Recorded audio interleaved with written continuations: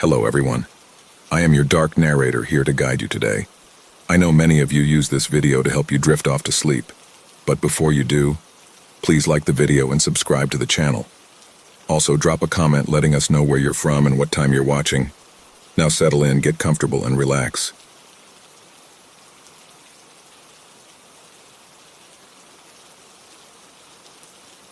Hello everyone.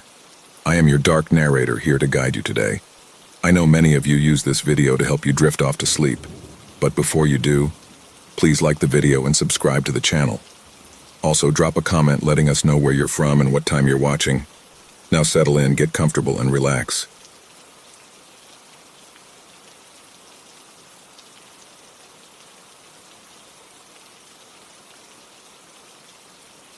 You know the kind of town where everyone knows everyone? Where the local diner serves coffee in mugs stamped with your name, and everyone will lend a hand to a neighbor in need? A place where generations of families grew up together? Well, that is the sort of place where I live. Sure, it is a bit rustic, hell, I barely have reliable internet. But it is nice enough for us. It's the kind of place where time feels like it's standing still, except for one thing: the nights. The nights here are a little different. I've lived here all my life, and there's no place I'd rather be. Or at least that's what I used to think. This place has its quirks like any small town, but there's a big one that stands out for us. You see, every night without fail at 11:38 p.m. the town locks down. I'm not talking about just closing up shops and less people being out and about. I'm talking about a real lockdown. Doors slam shut and are barred, windows rattle and lock, and everyone knows they have to be inside and stay inside, at least for what happens next. The next part is strange. No one ever sees anything moving out there directly, but we all just know. We just know that somehow something outside is trying to get in. An eerie silence falls over the streets. It's like the whole town is holding its breath. Then in 12 minutes exactly, it is just over. I've always wondered why it happens at exactly 11:38 p.m. People here don't talk about it much, but when they do, they whisper. They say it's just the way things are, that it's been happening for as long as anyone can remember. But I know better, I've seen it, whatever it is. The first time I noticed it, I was still pretty young. I think I was 10 or 11. I'd stayed up late reading some of my favorite comic books. My parents warned me, like many other kids in town, that we had to go to bed early. But if we did get up, then absolutely no leaving the house or leaving any windows or doors open. I was not asleep, but was still following the rules, when I heard the strangest sound. It was a low, guttural hum that seemed to vibrate through the walls. I looked out the window, and that's when I saw it. The streets were empty, but there was a presence. It's hard to describe. It wasn't a person or an animal, it was something else. Something that didn't feel like it belonged. It moved with this strange, jerky motion like it wasn't entirely in control of its own body. It radiated a disturbing sense of distortion that made my head hurt, and my eyes had a difficult time focusing on it. I could feel this overwhelming sense of hunger that made my skin crawl. Before I knew it, it was over. It had passed my house, and I realized I had been staring out my window in a hypnotic daze. It was almost midnight, and I went to sleep and did not tell my parents about the disturbing thing I had seen. I didn't see it again for years, but the feeling never left. Every night at 11:38 on the dot, when the town shuts down, I know it is there. We all try to act like it's not. Just behave like we have a strict curfew and that nothing is really out there. Yet the people who are too bold or foolish and think that it's nothing, well, they don't last long. Those of us who are still here know that whatever that thing is, it's out there. Stalking, hunting, looking for anything, an open window, a cracked door. Disappearances are frequent, especially for such a small town. The police have a whole song and dance for anyone who goes missing from the outside. But when it is a resident, well, it is more of a case where the families of the victims are reprimanded for not having known better. No one knows why the window of time is so mercifully brief. Almost just as suddenly as it starts, it's over. By 11:50 p.m., the streets are quiet again and the town feels normal. But it's not normal. It never was. People here have learned to live with it. They lock their doors, shut their windows, and pretend it's not happening. I asked my parents why we don't just move, and they never gave me a good answer. All they said was, "It wouldn't do any good. We have to endure. It has to be here. It is safer for everyone if it's here." It did not make sense. I know people can get attached to places, but it felt crazy to me. I couldn't just pretend this was normal, not after what I saw. Not after what I felt. There was something out there, and it was worse than anyone would believe. It was just recently that I saw it again. It was a normal night, at least as normal as nights could be in my town. I was getting ready to go to bed when I noticed that my cat Quincy was missing. I looked everywhere, but I couldn't find him. Then I heard something and looked through the window to spot a familiar shape, and my heart sank. He was outside. He must have gotten out when I had come home earlier and was sauntering along the sidewalk, clueless to the impending danger. The time was 11:36 p.m. I had no idea if the creature did anything to animals, but I did not want to find out. I had never let Quincy outside before, and he did not come back to my shouted calls for his return. I had to do something dangerous and stupid to save him. I rushed outside, sprinting toward him and trying to grab him and bring him in before it was too late. I managed to reach him and pick him up. But then I froze when I sensed a presence as I was scrambling back to my door. Quincy's ears folded back and he hissed. I felt paralyzed, and then I thought I saw it again. It was different this time, larger and more overwhelming than before. Its presence seemed to fill the entire street, pressing against the houses like an unseen force. I tried to run, but my legs wouldn't move. I was frozen in place, my breath caught in my throat. To my horror, it seemed to finally regard me. Quincy jumped out of my hands and ran back to my house. He had fortunately evaded whatever interest the thing might have had with him. The creature's head twisted unnaturally in my direction, its distorted features coalescing into more recognizable shapes. Staring into the grotesque visage forced a scream out of me as I beheld the blasphemous impossibility. I turned and sprinted away, screaming like a maniac, my heart hammering against my ribcage with such force that each beat felt like it might crack my chest open. The sound of its pursuit echoed behind me, a wet slapping noise like a monstrous jellyfish gliding across the ground. Its deafening roar filled the air, shaking the ground beneath my feet as I ran for my life. I did not know if I could get away. No one I knew had been outside and survived. I ducked into an alley, my hands shaking as I pressed myself against the wall. My breath came in short, sharp gasps, and I could feel sweat dripping down my face. I didn't dare look around the corner. I didn't dare move. And then I heard the harrowing screams. They sliced through the air, piercing and full of terror. My heart raced as I strained to see who was making them, but all I could make out were shadowy figures caught in the open. The screams were short, sharp, and then they were swallowed by the night. The deafening silence that followed only added to the fear weighing down on me. I stayed pressed against the wall, trying to make myself as small and invisible as possible. The darkness seemed to come alive with every creak and rustle, amplifying my fear. I held my breath until I heard the sound of the creature moving away. And then, just like that, it was gone. But the eerie stillness lingered, haunting me even after the clock struck 11:50 p.m. The streets were once again quiet, but my nerves were still on edge. I stumbled back to my house, every step feeling like a race against time. Quincy waited anxiously at the door and bolted inside with me, seeking shelter inside. The horrible night had left me shaken, but grateful to be alive. Whatever that thing is, it does not belong in this world. It is not of this time or place, and its presence is so unsettling it makes your mind ache just to catch a glimpse of it. No one can tell of its origins. Maybe they are lost in the depths of history. But whatever its history, it remains. Always there, lurking in the shadows every night without fail. At that point, I did the one thing you probably think everyone should have done by now. I left my hometown. I moved to the largest city I could reach to get away from it all. My parents did not approve. In fact, they tried to tell me I could not go. I was so desperate to get out of there that I had to sneak away in the early morning when they could not interfere.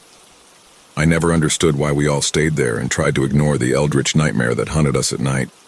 It seemed so simple, and I felt better at first. The city felt alive with the hum of traffic and the distant chatter of people during the day, a cacophony that made me feel safe, anonymous. Indeed, I thought I'd left the nightmare behind, that the creature was just a memory, a relic of a past I could bury. My new apartment is a cozy studio on the 5th floor, with a view of the bustling streets below, high enough where looking out the window does not fill me with dread at night. Unfortunately, something happened last night that has shattered the fragile illusion of my peaceful transition. On the first night in my new place, I sat on the edge of my bed, flipping through a magazine to distract myself from the creeping unease that had settled in the pit of my stomach. The clock on the nightstand read 11:28 p.m. I told myself I was being paranoid, that the creature was gone, that I was safe now. But the weight of the past lingered, a shadow in the corner of my mind that I couldn't shake. By 11:38 p.m., the city outside my window was eerily quiet. The usual sounds of traffic and distant music had faded, replaced by an unsettling stillness. I tried to focus on the magazine, but my eyes kept drifting toward the window, the darkness beyond the glass pressing in on me. And then I heard it, a soft, tentative tap against the pane. My heart skipped a beat. I froze, the magazine slipping from my fingers and falling to the floor. The sound was light, almost imperceptible, but it sent a chill coursing through my veins. I told myself it was nothing, I was just being paranoid. But then it came again, another tap, this time more insistent. I didn't move. I didn't breathe. My eyes were fixed on the window, the darkness beyond it seeming to pulse with a life of its own. The tapping stopped, and for a moment there was nothing but silence. Then a faint scratching sound, like claws on glass. My heart sank. I knew that sound. I knew what it meant. Slowly, with my legs trembling beneath me, I rose from the bed and approached the window. My hand reached for the curtain, hesitated, and then, with a deep, shaky breath, I pulled it back. What I saw made me freeze in terror. The creature was perched on the fire escape outside my window, its twisted form silhouetted against the moonlit sky. Its eyes glowed with an unnatural light, and its presence seemed to fill the room, pressing in on me with an unspeakable horror. I tried to scream, but the sound caught in my throat.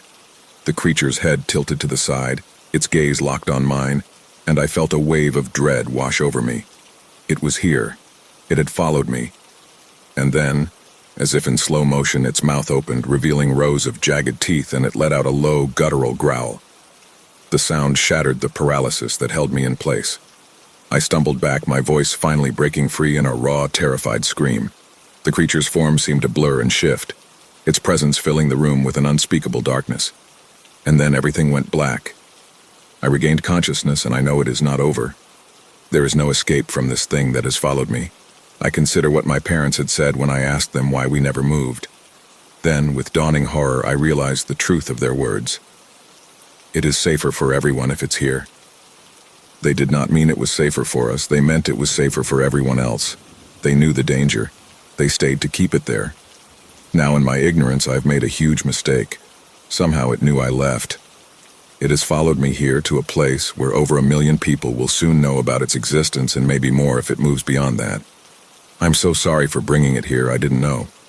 Please, for your own safety, stay inside between 11:38 p.m. and 11:50 p.m. By now it might not be safe wherever you are as well.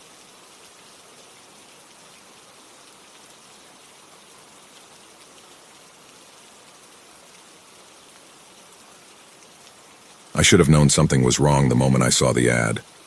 Night clerk wanted, no experience necessary, high pay, cash only. That last part stood out. Nobody pays in cash anymore, and definitely not at the rate they were offering, 3 times what a normal graveyard shift job would pay. But I was desperate. Rent was overdue, my car was on the verge of breaking down, and my fridge was as empty as my bank account. The motel sat on the outskirts of town, a crumbling relic from the 70s, barely visible from the highway. The neon sign flickered erratically, buzzing like a dying insect. Moonlight Motel, it read, though half the letters were burnt out. Moonlight Motel. It looked abandoned, but as I pulled into the cracked parking lot, I saw a single light glowing from the office window. Inside, the air was thick with the stench of mildew and something else, something metallic, like rust or blood. Behind the desk sat a man who looked like he hadn't slept in years. His skin was pale, almost translucent under the flickering fluorescent lights, and his eyes were sunken, shadowed by deep circles. "You here for the job?" His voice was flat, emotionless. I hesitated before nodding. He pushed a set of keys across the desk. "You start tonight." "No interview?" I asked. "Not necessary." I should have walked out right then, but the weight of my empty wallet kept me rooted to the spot. I swallowed my unease. "Any rules?" The man's gaze darkened. His lips barely moved as he spoke. "Never question the guests." A chill crawled up my spine. I wanted to ask what he meant, but something in his expression told me I wouldn't like the answer. Instead, I nodded, took the keys, and stepped behind the counter. The man stood up and grabbed his coat. I'll be back at dawn. Don't leave the office. Don't talk too much. And whatever you see on the cameras, ignore it. Before I could respond, he was gone, leaving me alone in the dim, humming silence of the Moonlight Motel. And that was the beginning of the longest night of my life. At first, the shift was quiet. Too quiet. The only sound was the steady ticking of the old wall clock and the occasional gust of wind rattling the windows. I busied myself organizing the scattered papers on the desk, trying to ignore the peeling wallpaper and the faint smell of something rotten wafting from the vents. The guest log sat open in front of me. I flipped through the pages. Something was off. The names were strange. Some were illegible, written in symbols I didn't recognize. Others were just initials or single words like Mr. White or Mother.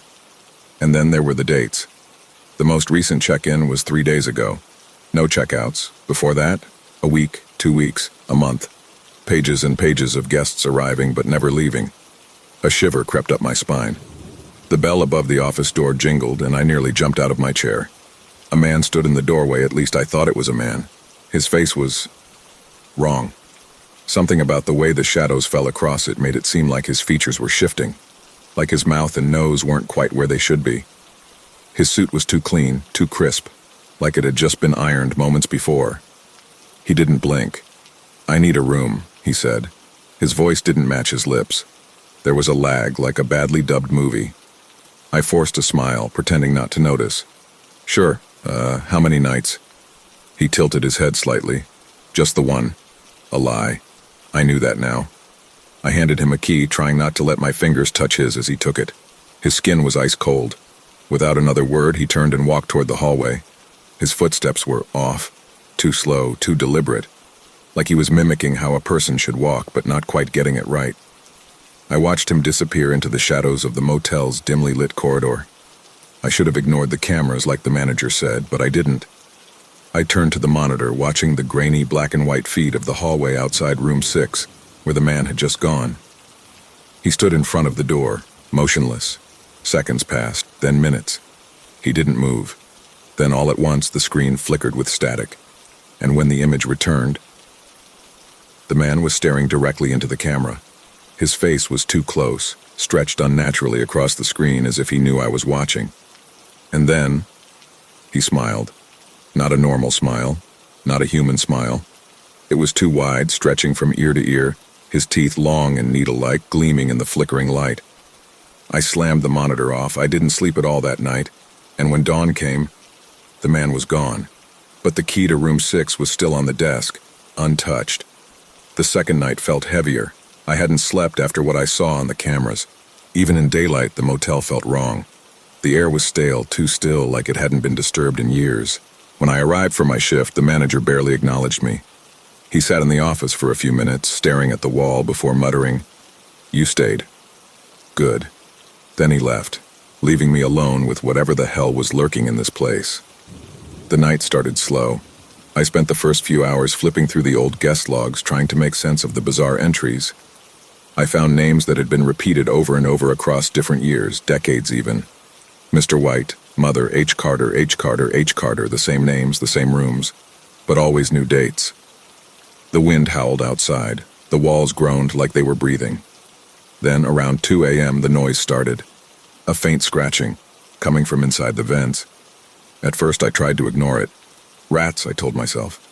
Or maybe just the old pipes settling. But the sound grew louder, more deliberate. It wasn't just random scurrying. It was pacing. A slow, dragging movement like something was crawling just beneath the surface. I turned up the tiny radio on the desk, trying to drown it out. That's when the phone rang. The motel phone, the one that had been silent all night. I picked it up, hesitant. Front desk. Static, then a voice, faint, whispering. "Help me." My breath caught in my throat. "Who is this?" Silence, and then thump. The sound came from inside the vent, just above my head. I stumbled back, heart hammering. Dust trickled from the metal grates. Whatever was inside was right there, pressing against the thin barrier. The metal creaked, bending outward slightly, as if something was pushing from the other side. I grabbed the flashlight from the desk and aimed it at the vent. Who's in there? No answer. Just breathing. Shallow, ragged breathing. Then slowly something moved. A shadow shifted behind the grate. A long, pale hand with fingers too many and too thin slipped through one of the gaps. It twitched, stretching unnaturally, grasping at the air. I staggered back. What the hell, bang! The vent dented outward as if whatever was inside had thrown itself against it. I didn't wait to see what happened next. I grabbed the office door handle, ready to run. But then, just as suddenly as it started, the noise stopped. I stood there, frozen, barely breathing. Minutes passed. The air was thick, oppressive, the vent remained still, and then the phone rang again. I picked it up with a shaking hand, static. And then the voice, closer this time. "Don't look at them." Click. The line went dead. I nearly quit that night. But when dawn came, the manager returned as if nothing had happened. He didn't ask why my hands were shaking. Didn't ask why the vent was dented or why I had unplugged the security cameras.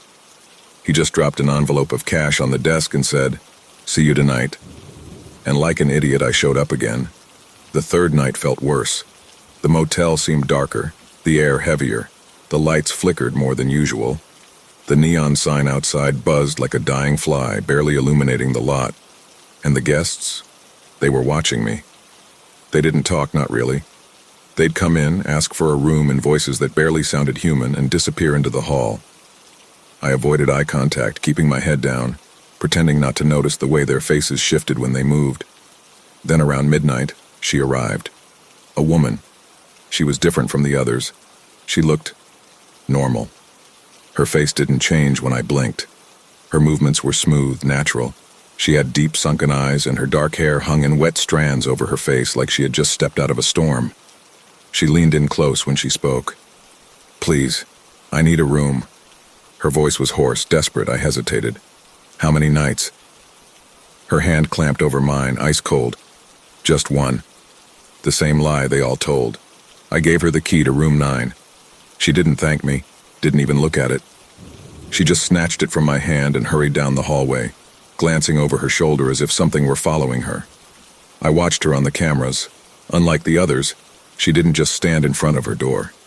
She locked it, bolted it, pushed the dresser in front of it. Then she sat on the bed, knees pulled to her chest, eyes glued to the door. I don't know why, but I felt compelled to check on her. Maybe because she seemed scared. Maybe because she seemed real. I grabbed the master key and made my way down the hall. The motel felt suffocating, like the walls were pressing in. Every door I passed felt wrong, like something was breathing on the other side. When I reached room 9, I knocked softly. "Ma'am, everything okay?" Silence. Then a whisper. "They know I'm here." My stomach twisted. "Who?" She didn't answer. But suddenly her eyes snapped to something behind me. I turned, and for the first time I saw one of them. One of the guests, standing at the end of the hall. Too tall, too thin, a silhouette darker than the shadows around it. Its head was tilted too far, its face blank, no eyes, no mouth, just smooth, featureless skin stretched over bone. It twitched, taking a jerky step forward. The lights flickered. And then another one appeared, and another, stepping out of the rooms, emerging from the darkness, surrounding me. The woman in room 9 grabbed my wrist, yanking me inside just as the lights went out. I didn't fight her, I didn't question it, because for the first time since I started this job, I knew one thing for certain. I was never supposed to leave this motel.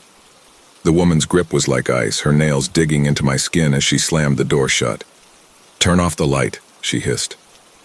I barely had time to react before she reached past me and twisted the lamp's switch. The room plunged into darkness. My pulse pounded in my ears as we stood there, barely breathing. Then the footsteps started, slow, uneven, right outside the door. I wanted to move, to hide, to do something, but the woman squeezed my wrist tighter, her silent warning clear. "Don't." The floorboards creaked. Something was standing outside. The doorknob twitched. I swallowed hard, forcing myself to stay still. The darkness pressed against me, heavy and suffocating. I could hear it breathing. Or maybe that was the woman. Or maybe it was something else. Then something slid under the door. A shadow. Long, stretching across the carpet like fingers curling toward my feet. I felt a cold, unnatural pull, like it was trying to drag me closer. My breath hitched as I took a tiny step back, but the second I moved, the shadow snapped toward me. The woman clamped a hand over my mouth before I could scream. Her voice was barely a whisper. "Don't move, don't speak. It can't see you unless you let it." The shadow twitched, hesitated, and then it retracted. The footsteps retreated, slow and deliberate. The door creaked as something leaned against it, its weight pressing against the wood. I could feel it there, waiting. Minutes passed. Maybe hours. Then, nothing. It was gone. The woman finally let go of me, and I sucked in a ragged breath. "What the hell was that?" I whispered. She didn't answer at first. She just walked to the window and peeled back the curtain an inch, peering outside. Then she whispered two words that made my stomach drop. "You saw them." I didn't respond. I didn't know how to respond. She turned to face me, her sunken eyes full of something like pity. "You shouldn't have come to this place." "I didn't have a choice," I muttered. Her expression darkened. None of us did. Something about the way she said that made my skin crawl. I took a shaky breath. "What are they?" The woman hesitated. "They don't have a name. Not one we can say." I shook my head. "That doesn't make any sense." She ignored me, stepping closer. "How long have you been working here?" "3 nights," I said, her face twisted with something like grief. "That's too long." My stomach clenched. "What do you mean?" She gestured toward the door. "Did you notice? The ones who check in?" I nodded slowly. "They don't leave. Neither do the employees." The words hit me like a punch to the gut. I shook my head. "Number the manager. He leaves every morning." Her lips pressed into a thin line. "Does he?" The room felt colder. A horrible thought crept into my mind. The manager was always gone when I arrived, always back before dawn. I thought about the security cameras, the flickering static, the way some guests just stood in front of their doors, unmoving, staring at nothing, the way the motel seemed bigger at night, the hallways stretching longer than they should. "What is this place?" I asked, my voice barely above a whisper. She didn't answer right away. Instead, she reached into her pocket and pulled out something small, pressing it into my hand. A room key. But not just any key. It was old, rusted, the number worn away. The metal was ice cold, like it had been sitting in a freezer. "What is this?" I asked. Her voice was hollow. "The key to the real exit." My blood ran cold. "There's no front door," she whispered. "Not really. That thing you walk through every night, it just brings you back in." I wanted to deny it, to argue, but deep down I felt the truth in her words. I gripped the key tighter. And then, the hallway light flickered. The air shifted. The woman went pale. "They know," she whispered. "They know I told you." A deep, rattling click echoed from the hallway, like every door was unlocking. And then, the motel came alive. The walls groaned, the ceiling trembled. Shadows leaked from under the door. The air was thick with the sound of something moving, countless bodies shifting, twitching, crawling. The woman grabbed my arm. "Run." The door burst open, and I saw all of them. Not just the guests, not just the manager, something else. Something that had been waiting for me since the moment I arrived. And then, the lights went out. The lights died. Total darkness swallowed the room, thick and suffocating, pressing against my skin like damp earth. I couldn't see my own hands, couldn't tell if my eyes were open or shut, but I felt them, the guests, standing in the doorway, waiting. A sound crawled through the dark. Bones popping, joints twisting, something wet and wrong shifting closer. Then, a whisper right next to my ear. "Where do you think you're going?" Cold breath slid across my neck. I bolted. The woman grabbed my wrist, yanking me forward as we ran. I couldn't see, but she seemed to know where to go. My feet pounded against the carpet, the motel warping around us, hallways stretching, doors multiplying, the air thick with the scent of rot and something metallic like blood. The sounds behind us grew louder, faster. The guests were following, moving with that horrible, jerky twitching like broken marionettes, their 2 long limbs scraping against the walls. "Where are we going?" I gasped. "The stairs," she whispered. We turned a corner and suddenly, there they were, the stairs to the 2nd floor, except there was no 2nd floor. I stopped short. What the hell? I had seen this motel from the outside. It was 1 story. No stairs, no upper level. But here they were, a long, spiraling staircase disappearing into the dark above us. "Come on!" she hissed, pulling me up the steps. I didn't fight her.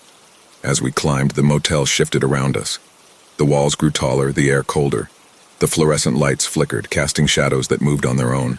A voice slithered through the dark. "You don't belong here." It was everywhere, behind us, above us, inside my own head.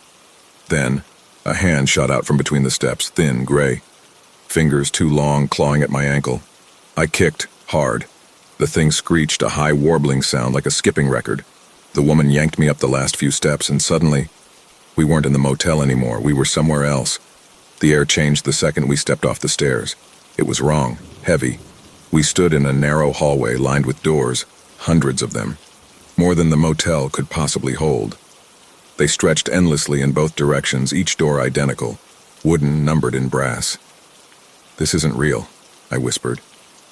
The woman ignored me, marching forward with quick, purposeful steps.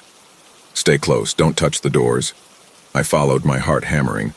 The hallway was dead silent except for our footsteps, but I could feel something behind the doors, watching, listening. Then, as we passed room 209, knuckles rapped against the wood, I froze. The woman grabbed my arm, yanking me forward. "Don't stop." Another door knocked, then another.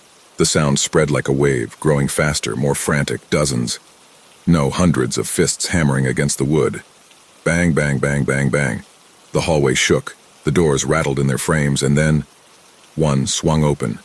A long, pale arm shot out, fingers grasping, nails splintering as they dug into the floor. The rest of it followed, a thing crawling out on too many limbs, its head lolling, mouth yawning open in a soundless scream. We ran. The hallway stretched, growing longer, the doors warping and pulsing like breathing flesh. The lights flickered wildly, casting grotesque, shifting shadows that didn't match our movements. Something was chasing us. I didn't dare look back. Then, the woman stopped. I skidded to a halt beside her. "What the hell are you doing? Keep moving." She didn't respond. She was staring at a door, different from the others. Black, no number, no handle. "The exit," she breathed. I didn't ask questions. I reached for the key she had given me earlier, shoved it into the lock, and twisted. The door screamed. Not a creak, not a groan. A full, shrieking wail, as if the wood itself was alive. The air turned ice cold. The motel shuddered, the hallway collapsing inward. And then, the door swung open, and on the other side, there was nothing. A black void stretching endlessly. Cold air pulled at me, dragging me toward it like a gaping mouth ready to swallow me whole. The woman grabbed my wrist. "This is the only way out." I stared into the darkness, my stomach twisted with a primal, gut-wrenching fear. Something waited in that void, something worse than the guests. The hallway behind us collapsed, doors crumbling into the walls, shadows surging forward like a living thing. We had seconds to decide, stay in the motel or step into the unknown. And then, the blackness reached for us. The darkness pulled. Not like gravity, not like wind, this was different. It felt alive, wrapping around my limbs, dragging me forward without touching me. The woman clutched my wrist. "Jump," she hissed. My body refused. My mind screamed no. Every instinct I had told me that stepping into that void meant never coming back. Behind us, the motel collapsed, walls warping, floors splitting open like something beneath it was trying to crawl out. The guests, if they were ever really guests, were moving toward us in unnatural, twitching jerks, their heads snapping side to side like broken puppets. And then, the manager appeared, not walking, not running. He was just there, right in front of us. His eyes were completely black now, no whites, no pupils. His face shifted like it was made of something liquid. "You were doing so well," he said, voice smooth, empty. "You almost made it." The shadows moved around him, curling at his feet like smoke. I gritted my teeth. "What the hell is this place?" The woman tightened her grip on my wrist. "Don't listen to him, jump!" The manager tilted his head too far, the skin at his neck stretching like wax. "Where do you think that door leads?" he said, gesturing to the black void. "Do you think it's an exit?" A cold dread settled in my stomach. He smiled. Too wide. "There's no leaving, kid. Not through there. Not through anywhere." I didn't want to believe him, but something deep inside me did. The woman pulled me hard toward the void. "He's lying. If we stay, we become them. I turned back to the manager. His smile had disappeared. The guests surged forward. I had no choice. I jumped, and everything went black, falling, not fast, not slow, just endless. The darkness wasn't empty. It whispered, not words, just sounds, wet clicking, distant voices, laughter that wasn't laughter. I tried to scream. My mouth wouldn't open. The woman was falling beside me, her hair whipping around her face. Her eyes met mine, and I saw fear. Not the kind you get when you're scared of the dark. The kind you get when you realize you've made a mistake. Then, we stopped, not like landing. There was no impact, no jolt, just... Suddenly we were somewhere else. I sucked in a sharp breath. My lungs burned, my body felt wrong, like I had been turned inside out and stitched back together. I blinked. Light, dimensions flickering. The glow of a neon sign. The buzzing was the first thing I recognized. Then, the hum of an old air conditioning unit. The distant sound of a TV playing something unintelligible. I was in a motel office, not the same one, but almost the same one. The Moonlight Motel sign outside wasn't flickering anymore. It glowed a sickly red, the letters shifting slightly like they were trying to spell something else. The woman sat beside me, breathing hard. Number no. She stood up suddenly, gripping the counter. We were supposed to get out. I swallowed thickly. Maybe we did. She turned to look at me. Does this look like out to you? I didn't answer because outside in the parking lot, there were cars, not abandoned, not rusted, running, idling, full of people who looked normal. A man leaned against a truck, smoking a cigarette. A woman adjusted her mirror in a silver sedan. A couple dragged suitcases toward the front door. It looked like a real motel, like any motel, except for one thing. The manager was still behind the desk, not the same one, not exactly, but he looked right at me and smiled, like he knew me, like he had been waiting. A sick realization curdled in my stomach. I turned to the woman. She was staring at the guest log on the counter. Her hands were shaking. I stepped closer, looked over her shoulder, and there they were. Our names, written neatly in black ink, checked in, but never checked out. The woman stepped back. This isn't real.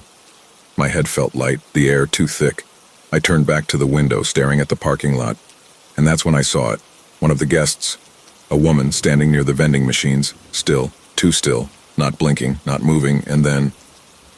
Her face shifted, just for a second, like something else was underneath it, wearing it, and I realized none of these people were real. None of them had ever left, and neither would we. I couldn't breathe. The woman clutched my arm so tight it hurt, her nails digging into my skin. She was still staring at the guest log, her breath coming in shallow gasps. We never left. The words hit me like a gut punch. I wanted to deny it. I wanted to say something logical, something rational, but I couldn't, because I knew she was right. The parking lot, the guests, the manager. It was all too perfect. The motel looked normal. But I had already seen what was beneath the surface, and so had she. We have to go, I whispered. She nodded, snapping out of her daze. We turned toward the door, and he was standing there. The manager, not behind the desk this time, blocking the exit. His black eyes bore into me, and his smile stretched just a little too wide. Leaving so soon? His voice was calm, casual, as if we hadn't just fallen through a nightmare. The woman grabbed my wrist, pulling me toward the side door. I didn't hesitate. We ran through the hall, past the guests, things in human skin, their faces flickering as they turned toward us, their eyes vacant, watching. We burst through the emergency exit and into the parking lot. The cars were gone. The people were gone. The world outside the motel was wrong.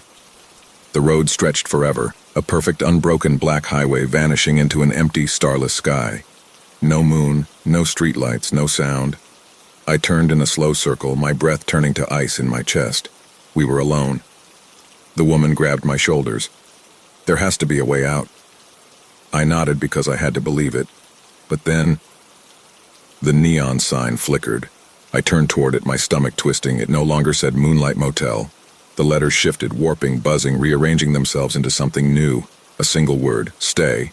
And then, the front doors swung open and the guests began to step outside. Slow, jerky, twitching like broken dolls, their heads twisted unnaturally, their smiles stretching too far. The manager walked out last, hands in his pockets. He looked at us with something close to amusement. "You can run," he said, "but you'll only come back." I swallowed hard, my skin crawled.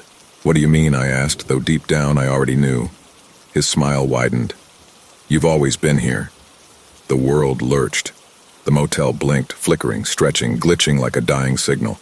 The parking lot melted into the lobby, the sky folded into wallpaper, and suddenly, we were inside again, standing at the front desk, the guest log open. 2 new names written inside, mine. Heron checked in, never checked out. My head spun, my stomach lurched. I reached for the door again. But it wasn't there anymore, just hallways. Endless hallways stretching out where the exit should have been. The floor throbbed beneath my feet. The walls warped like breathing flesh. The woman shook her head violently. No, this isn't real." But it was. The manager leaned against the counter, watching us with mild curiosity. "You don't get it, do you?" he said. "There's no out, no escape, no waking up." His black eyes glittered. "This place is a mouth, and it already swallowed you." I backed away. "That's bullshit. If we got in, we can get out." He chuckled. "You never got in." He tapped the guest log. "You've always been here." I felt sick. I turned to the woman. "We're leaving." She nodded quickly. "We're leaving." We took off down the hall, but the motel moved with us. The walls stretched, the lights flickered. The air grew thicker, like we were running through something alive. Doors opened on their own, revealing things that weren't human. Figures standing in the dark, their faces melting, their eyes watching. Then, a room door swung open in front of us. Room 9. Our room. The one we had never left. Inside, the TV was on, playing static. The bed was made, and on the pillows were 2 perfect imprints, like someone had been lying there just seconds ago. I froze. My stomach dropped. The woman's breath hitched. "No." She turned to me, her eyes wide and hollow. "We're still in the bed." The words barely left her lips before the walls collapsed inward. The motel shrieked, the floor split open, and I saw something beneath it all. Endless rooms. Endless hallways. A never-ending maze of twisting, shifting spaces. The truth hit me all at once. This wasn't a motel, it was a trap. A place that pulled people in, that made them forget, that kept them running forever, searching for a way out that never existed. The guests weren't people. They were the ones who stopped running. And now, we were becoming them. The last thing I heard was the manager's voice. Calm, smooth, final. "Welcome home."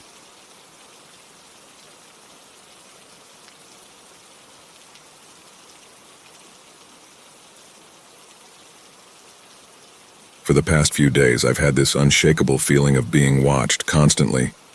Don't get me wrong, I checked everything, and nothing seemed out of place. But the feeling won't leave me alone. There's nothing wrong with my mental state. I'll break it down for you. I've always been athletic ever since school. Even though I graduated college years ago, I kept my workout routine solid to maintain my health and discipline. Running is my go-to exercise, mainly because I love it, but also because gym memberships are ridiculously expensive.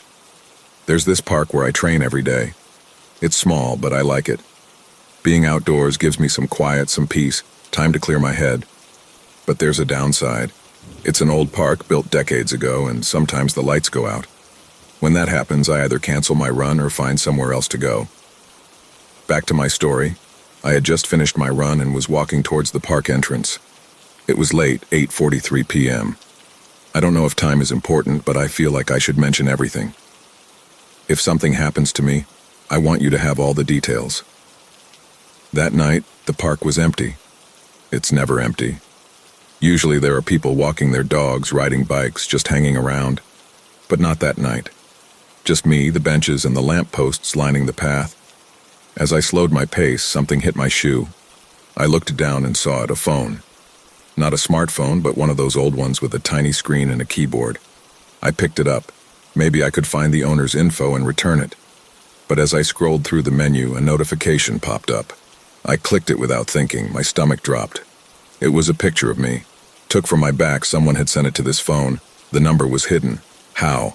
Before I could react, I heard something behind me. A whistle. 3 sharp high notes. It pierced through the silence and sent a chill down my spine. My heart stopped. My brain screamed one word, run. I bolted, full speed. I glanced back once. There was nothing, no one. And yet, there was.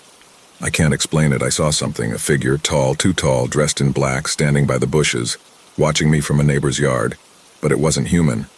The shape was human, but the proportions were wrong. The head was too long, stretched vertically 3 times the length of a normal person's skull. The arms were ridiculously thin and long. Maybe I was dizzy from running, but I swear, it was real. It was staring at me, but with no eyes at all. Just 2 hollow cavities looking at me. I sprinted all the way home. 14 minutes. I barely remember getting inside, locking the door and collapsing onto the couch. And the phone? I brought it with me. Biggest mistake of my life. I told myself I wouldn't touch it again unless someone called. Maybe I could return it and be done with these weird stuff. I showered, went to bed, passed out immediately from exhaustion. Everything was fine. Until a noise woke me up, glass shattering from the kitchen. I flinched, heart racing. I don't have pets, no kids around. My neighbors are all old. No one should be in my house. I got up, slowly. The floor creaked under my steps. Then, the whistle, same 3 notes, lower this time. The sound grew louder with every step I took until by the 9th step it stopped, replaced by breathing. From inside the walls, I froze. My own breath caught in my throat. The breathing went on for 30 long seconds, then a whisper from the next room. When I finally stepped into the kitchen, nothing was broken. Just a plate, sitting in the middle of the counter. I stared at it. Confused, too tired to care, I went back to bed. The next morning it was still there. I put it away. Weird, but harmless. Then it happened again. The next morning, the same plate, same spot, then again. By the 3rd day, I started to feel sick. Like something was wrong with me. Like I was being pulled into something I couldn't escape. Then May 17th happened. That night, the phone rang. I picked it up. Silence. 30 seconds. Then, a cough, and a voice, low, raspy. "Andrew, I see you." My blood turned to ice. I hung up. How come he knows my name? Hands shaking, heart pounding. I stared at the phone, willing it to disappear. Then my own phone buzzed. A notification, a photo. Taken from the top corner of my room, like a security camera shot. I could see myself, lying in bed, staring at my phone. I looked up. Nothing was there. Then, another notification, a text. "Like what you see?" I screamed. Called 911. The cops came, searched my house. Nothing. They stayed all night. I didn't feel safe, even with them there. Morning came. The plate was back. But this time, there was something written on it. A number, drawn in dark red ink or something else. I scrubbed it, but as the water hit the plate, I realized it wasn't ink, it was blood. The next day, another plate, another number. It was different, though. It was written with human nails. Then 4. That time, the nails were swapped with eyes. Human eyes. Then 3. No numbers anymore, but organs. Fresh, moving, as if they'd been ripped out seconds before. By then, I was getting photos of myself sleeping every night. Then day 2 came. The plate disappeared. I received a call. I picked up. The voice whispered, 2. Then a message, a photo. I opened it, a human face, cautiously peeled off from a head. I ran. Left my house, booked a hotel. I'm here now, writing this. It's 9:21 p.m. I can't do this anymore. Tomorrow is day 1. I know what's coming. If you see me on the news, know this. Never pick up a phone from the street.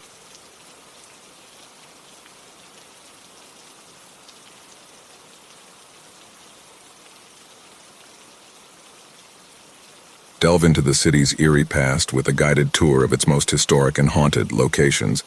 Real history, real ghosts, real scary. The ad for the Candlelight Ghost Tour was accompanied by a host of 5-star reviews. I went out of curiosity. It was hokey, hoaxy, but not bad entertainment for an evening. Our guide arrived with a small battery-operated candle, not a real one. They were nerdy, nervous, and intensely knowledgeable about local history. Anytime someone on the tour asked about this old Victorian building or that old fountain or anything else in the historic district of our tour, the guide's eyes would roll back like a computer loading screen, and then out of their mouth would pop an answer, like a human Wikipedia. Still, it was entertaining, especially the talk of murders in some of the stately mansions. I suppose every street has some history of crime. But usually you don't have a tour guide narrating which rich person was pushed out of which window. By the time we got to the park, though, my patience was wearing thin. It was a cold winter night, the snow slushy under our shoes, all of us shivering in our coats, hands and feet freezing. What we really came to see, our guide informed us, was inside the park, just past the fountain that was currently closed for the weather. At the other side was an alcove where the park wall curved, and built along it was a stone bench. Above the bench, carved into the wall, was a relief sculpture of dancing figures. The guide's flashlight beamed across the figures, tortured human shapes in strange poses. "This park was founded over 100 years ago," said the guide. "Originally, the sculpture was supposed to represent people enjoying themselves in the park. But as you can see, the figures are strangely contorted." By this point, I was shivering so hard that I'd had about enough of the ghostly nonsense. I stopped listening to the guide and instead studied the relief sculpture with its 6 tortured figures. The last figure appeared to be sitting, pulling away from one of the dancers whose hand gripped their shoulder. The sitting figure had arms folded and appeared affronted at the dance. On impulse, to alleviate boredom and get my blood pumping, I jumped past our guide and into the alcove, sat on the bench by the relief sculpture and mimicked the pose of the sitting figure, arms crossed, glaring at the dancers as if taken aback by their nonsense. The crowd of tour-goers laughed. The guide blinked at me, goggle-eyed. "Oh," they said. "Oh, I never go in the alcove." Some of the other tour-goers had taken out their phones to snap pictures of me, so I held my pose, still miming the sitting figure. Our guide, meanwhile, prattled on about how sometimes people in the park feel the temperature drop, or find themselves shivering or their breath freezing. My breath was freezing. Duh, it's winter. It had been freezing for a while. Someone's hand gripped my shoulder, and I shot up off the bench. I figured one of the other tour-goers was pranking me, sneaking behind me while the guide babbled, but it was just the wall behind me. I skittered back out to the crowd where they all laughed, assuming I faked my startlement for effect. I was so surprised I didn't even try to make excuses for myself, just blurted out, "I felt a hand just now, on my shoulder." Some oohs and ahs from the crowd. The tour guide pushed up their glasses and suggested we all check our phone pictures. All the pictures of me looked normal.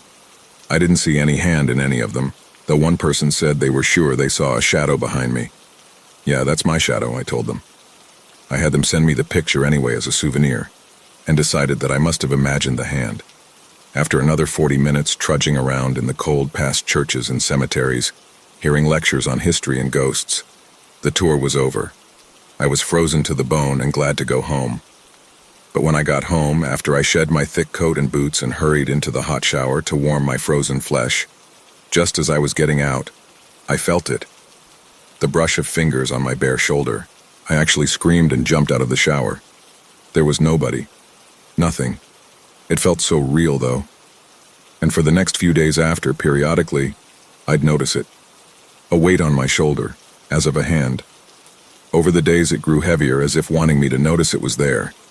And sometimes, when I'd forget about the grip, I'd be reminded when the fingers would squeeze. When I found bruises one morning, after I woke screaming from a nightmare and felt the fingers gripping agonizingly hard, I finally went to the doctor. They said it looked like someone had definitely grabbed me, not a spirit, but an actual person's hand clenching. They asked if I'd been in a fight or if I felt safe at home. I didn't know what to say. Later I went back to the park. I went and stared at the sculpture. At the sitting figure. I noticed again how the sitting figure seemed to be invited in, no, pulled in by the other dancers. How there was a hand on the sitting figure's right shoulder squeezing. That hand on the figure's shoulder had to be what was on my shoulder. How could I make it let go? When I turned to leave, I stopped in my tracks. Because the invisible grip had tightened.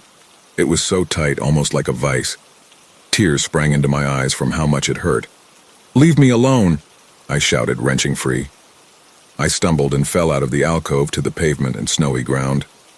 A couple of passers-by walking their dog looked over at me. I just scrambled up, embarrassed, and fled. As soon as I got out of the park, the grip on my shoulder lightened. But then, as I was at the corner, waiting to cross the street, something else happened. Something even more terrifying. A car was coming and I felt it push me. Next thing I knew, I was stumbling into the street, and the car slammed its brakes and screeched to a halt while the grip on my shoulder shoved me almost under its wheels. I finally broke loose, babbling apologies to the driver, and hurried home. That's when I called the tour guide. I left message after message on their voicemail. Finally, they called me back. "Help," I sputtered. "I still feel it, the hand on my shoulder. I think it's trying to kill me." "What was the story behind that sculpture again? The dancing figures, tell me." I hoped there might be some information that might free me. The tour guide was silent for some moments, and I imagined their eyes rolling back as they sifted through their encyclopedic knowledge and brought up the entry on that relief sculpture. "Oh yes," they said, and explained the story again, how it was originally meant to represent parkgoers enjoying themselves. Nobody knows when, but at some point people began noticing that the dancing figures appeared contorted and agonized, and that the central figure looked especially demonic. Supposedly the dancers are all people who went missing, and the central figure is a demonic spirit that haunts the park. He can be seen sometimes walking around the fountain, or in photographs behind those who are soon to disappear. "But how do I make it let go?" I asked. "Well, to be honest, I've never heard of anybody feeling its presence outside of the park," said the guide. "And the figure didn't show up in the photo with you, just don't go back to the park." No, you don't understand. I still feel it, it's gripping my shoulder right now." "Gripping your shoulder?" The guide sounded confused. More and more, I was beginning to feel like they didn't ever get calls like this. Like maybe they too assumed it was all a hoax and didn't buy into the things they told people. "What's gripping your shoulder?" "The hand. Just like in the sixth figure, the sitting one on the end." "Six?" The guide interrupted, and I could hear the encyclopedic riffling of their thoughts. "Number 5. "No, I was copying the pose of the sixth, the sitting one, 5, said the guide firmly. "Definitely 5. Listen, the one I was copying, there are 5, and they are all dancing. Do you remember my lecture from the park? I talked about the central figure. If there were 6, there would be no central figure. It would be 3 and 3 split evenly. There are 5, 2 on each side of the central figure. There is no 6th figure." And then the guide, sounding thoughtful, added, "Yet." I didn't hear what they said after that. I was scouring through my phone until finally I found the picture with the shadow behind me that the other tour goer had sent. There I was, sitting posed with my arms crossed, glaring at the relief sculpture. But the guide was right. There were only 5 figures visible in the photograph, all dancing. The hand is squeezing my shoulder now as I type this. I don't know how long before I get pushed into traffic, or yanked off a bridge, or held down in the bathtub. The hand squeezes almost constantly now. Nobody believes me, but I'm posting this for the record. If you take the candlelight ghost tour and see the alcove with the dancing parkgoers, count the figures. You'll know what happened to me if you count, and there are 6.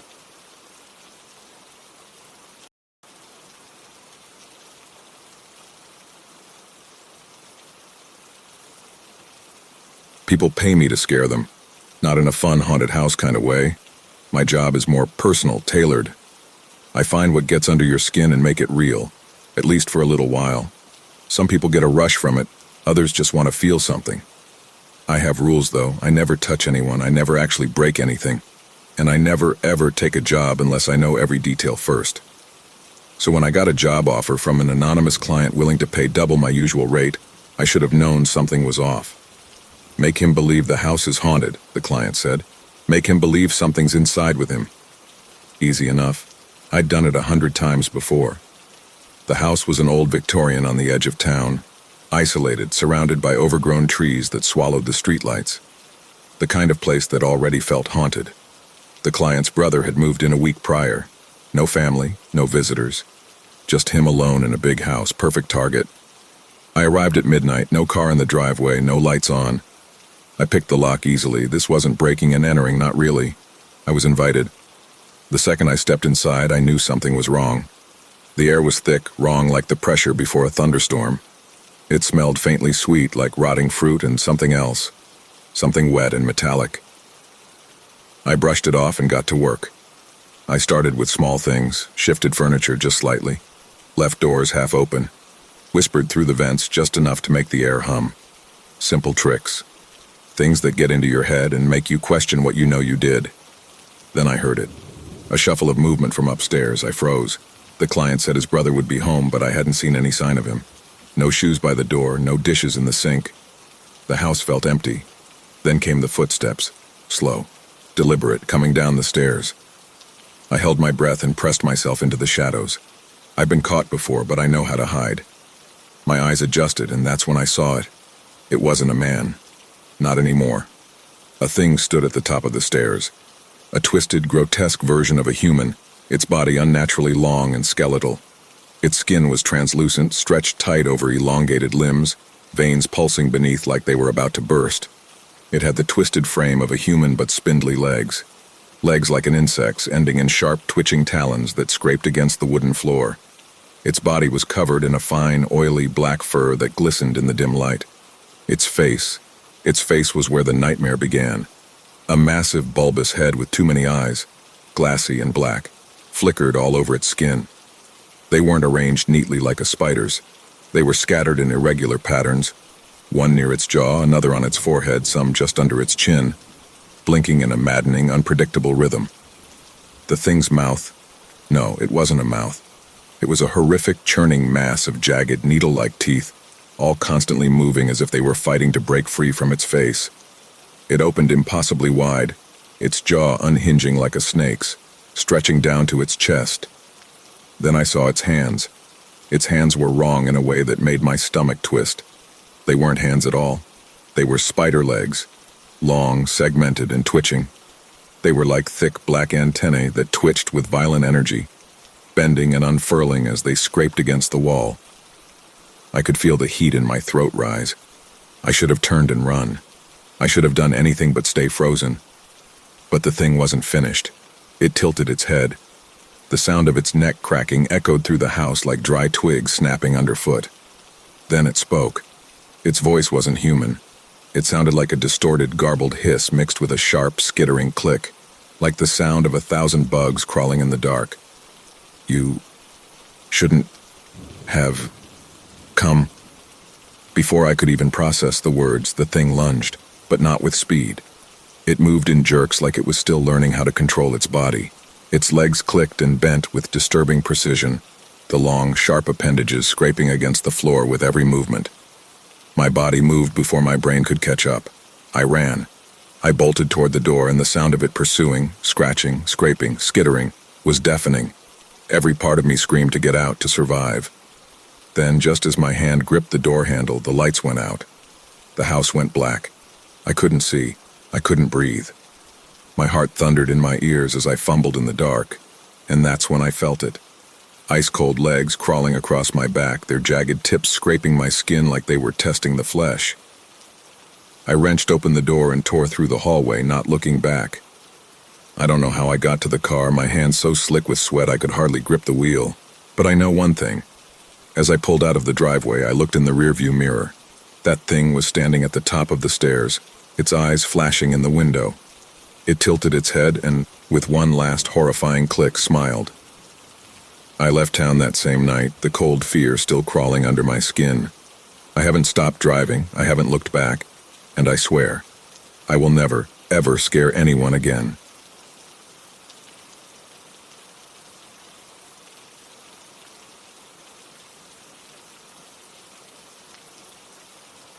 I moved into my apartment about a year ago.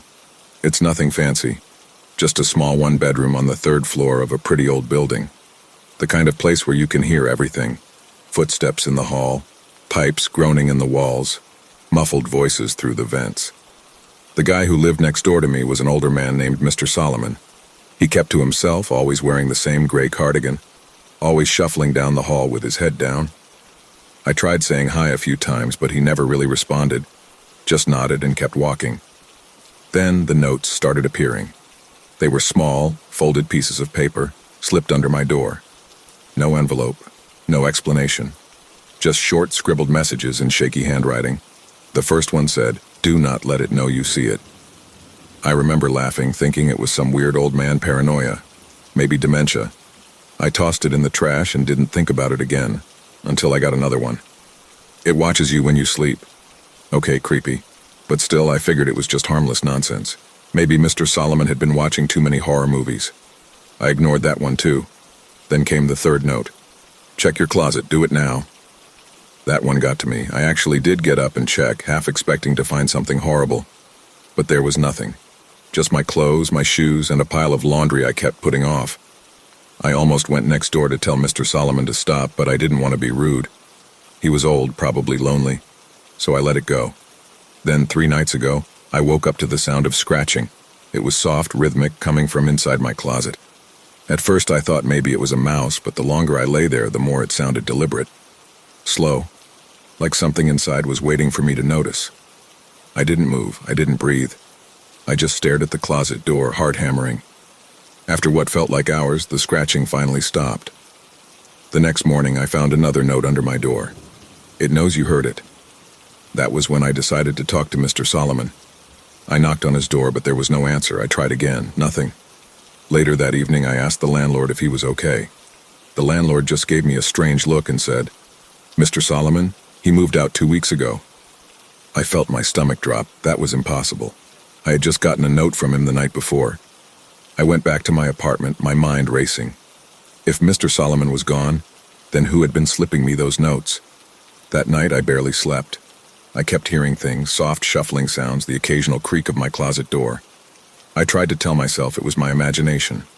Then last night, I woke up to the worst sound yet. Breathing. Right next to my bed. It was slow, shallow. Not mine, not human. I didn't move. I didn't even blink. I just lay there, staring at the ceiling, listening to that ragged breathing. Then, from the darkness, a whisper. "You should have listened." I don't remember what happened after that. Maybe I passed out. Maybe I ran. All I know is when I woke up this morning, my closet door was wide open, and there was one last note on my nightstand. "It likes you now." I'm writing this from my car. I don't think I'm going back inside.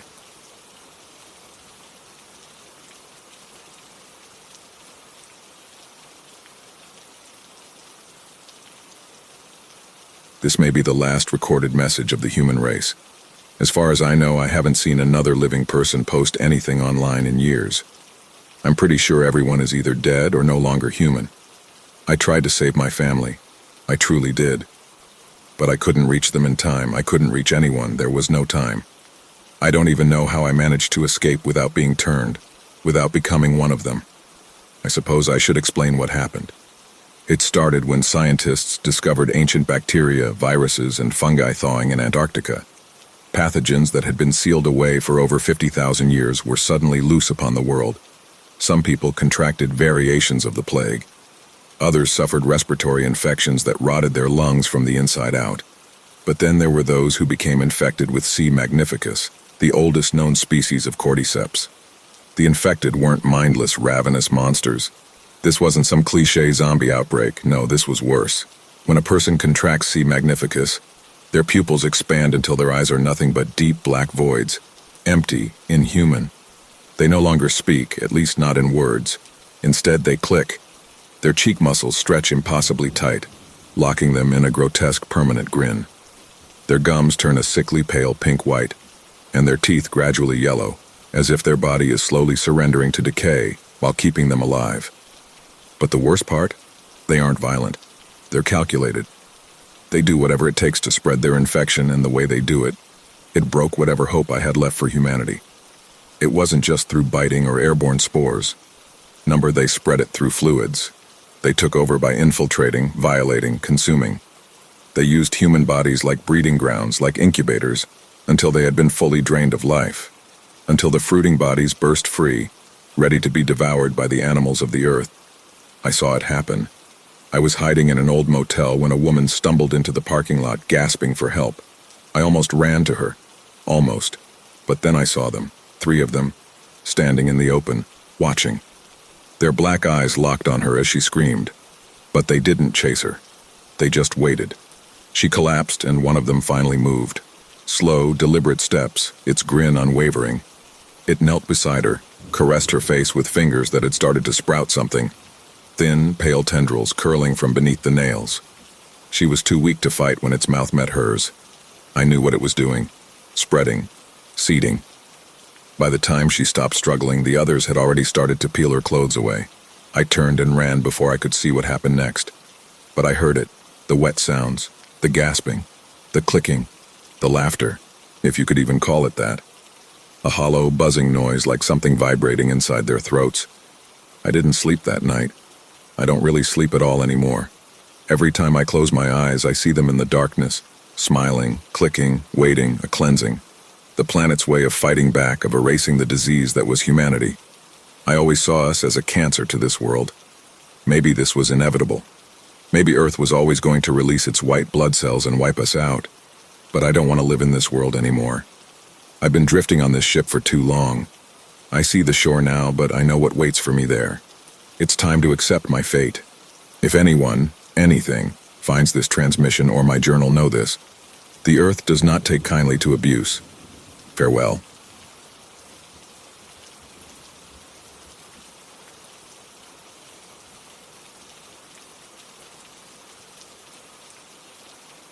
I started my YouTube channel after I lost my job. I worked in customer service for a big telecom company. Basically, I was a human punching bag for people with bad reception and even worse tempers. But the worst part wasn't the angry customers. It was knowing they were right. The company was overpriced garbage. They didn't care about their clients. So one day I told a customer to switch to the competition. The call was recorded for training purposes. A week later, my keycard didn't work anymore. Of course, I knew the call was recorded. I just didn't want the job anymore, and then came the free time. A lot of it. For most people, that would be a dream. But for me, the emptiness just ate me alive. After 2 weeks, I was ready to call my boss and beg for my old job back. And I would have, if I hadn't run into an old school friend at the supermarket. Tom had been the quiet, nerdy type in school. But the guy I met in the parking lot was nothing like the kid I remembered. He was tall, well-dressed, and carried himself with an easy confidence. He had that kind of energy people talk about when they say someone has found their center, whatever that's supposed to mean. We started talking. He told me he was a YouTuber, a content creator. He had a channel about cartooning, one about baseball, and his biggest success was a channel where he posted body cam footage from police operations. You make a living from that? I asked. Turns out he not only made enough money, but he also enjoyed his work. Maybe that's why he had such a positive vibe. He liked going to work in the morning. He didn't hate his boss. He didn't have annoying coworkers to avoid. He gave me his number and told me I should try YouTube too. It takes time to build a community and start making money, but he said it was worth it. And what should I make videos about? Well, the thing you love the most. I drove home and thought about it. What do I love the most? I don't know much about cars. I don't care about sports. And watching cops beat up innocent people doesn't seem all that interesting to me. The only thing that came to mind was cleaning. I don't love the end result of cleaning, the order itself, but the process. Watching something wild and chaotic slowly fade away, replaced by calm and structure, fills me with a deep sense of peace. The emptiness disappears, and for a moment my existence in this world doesn't feel so meaningless. Cleaning was the only thing that made my unemployment bearable. I spent the first half of the day turning my apartment into a complete mess, just so I could enjoy cleaning it up in the second half. That was my drug.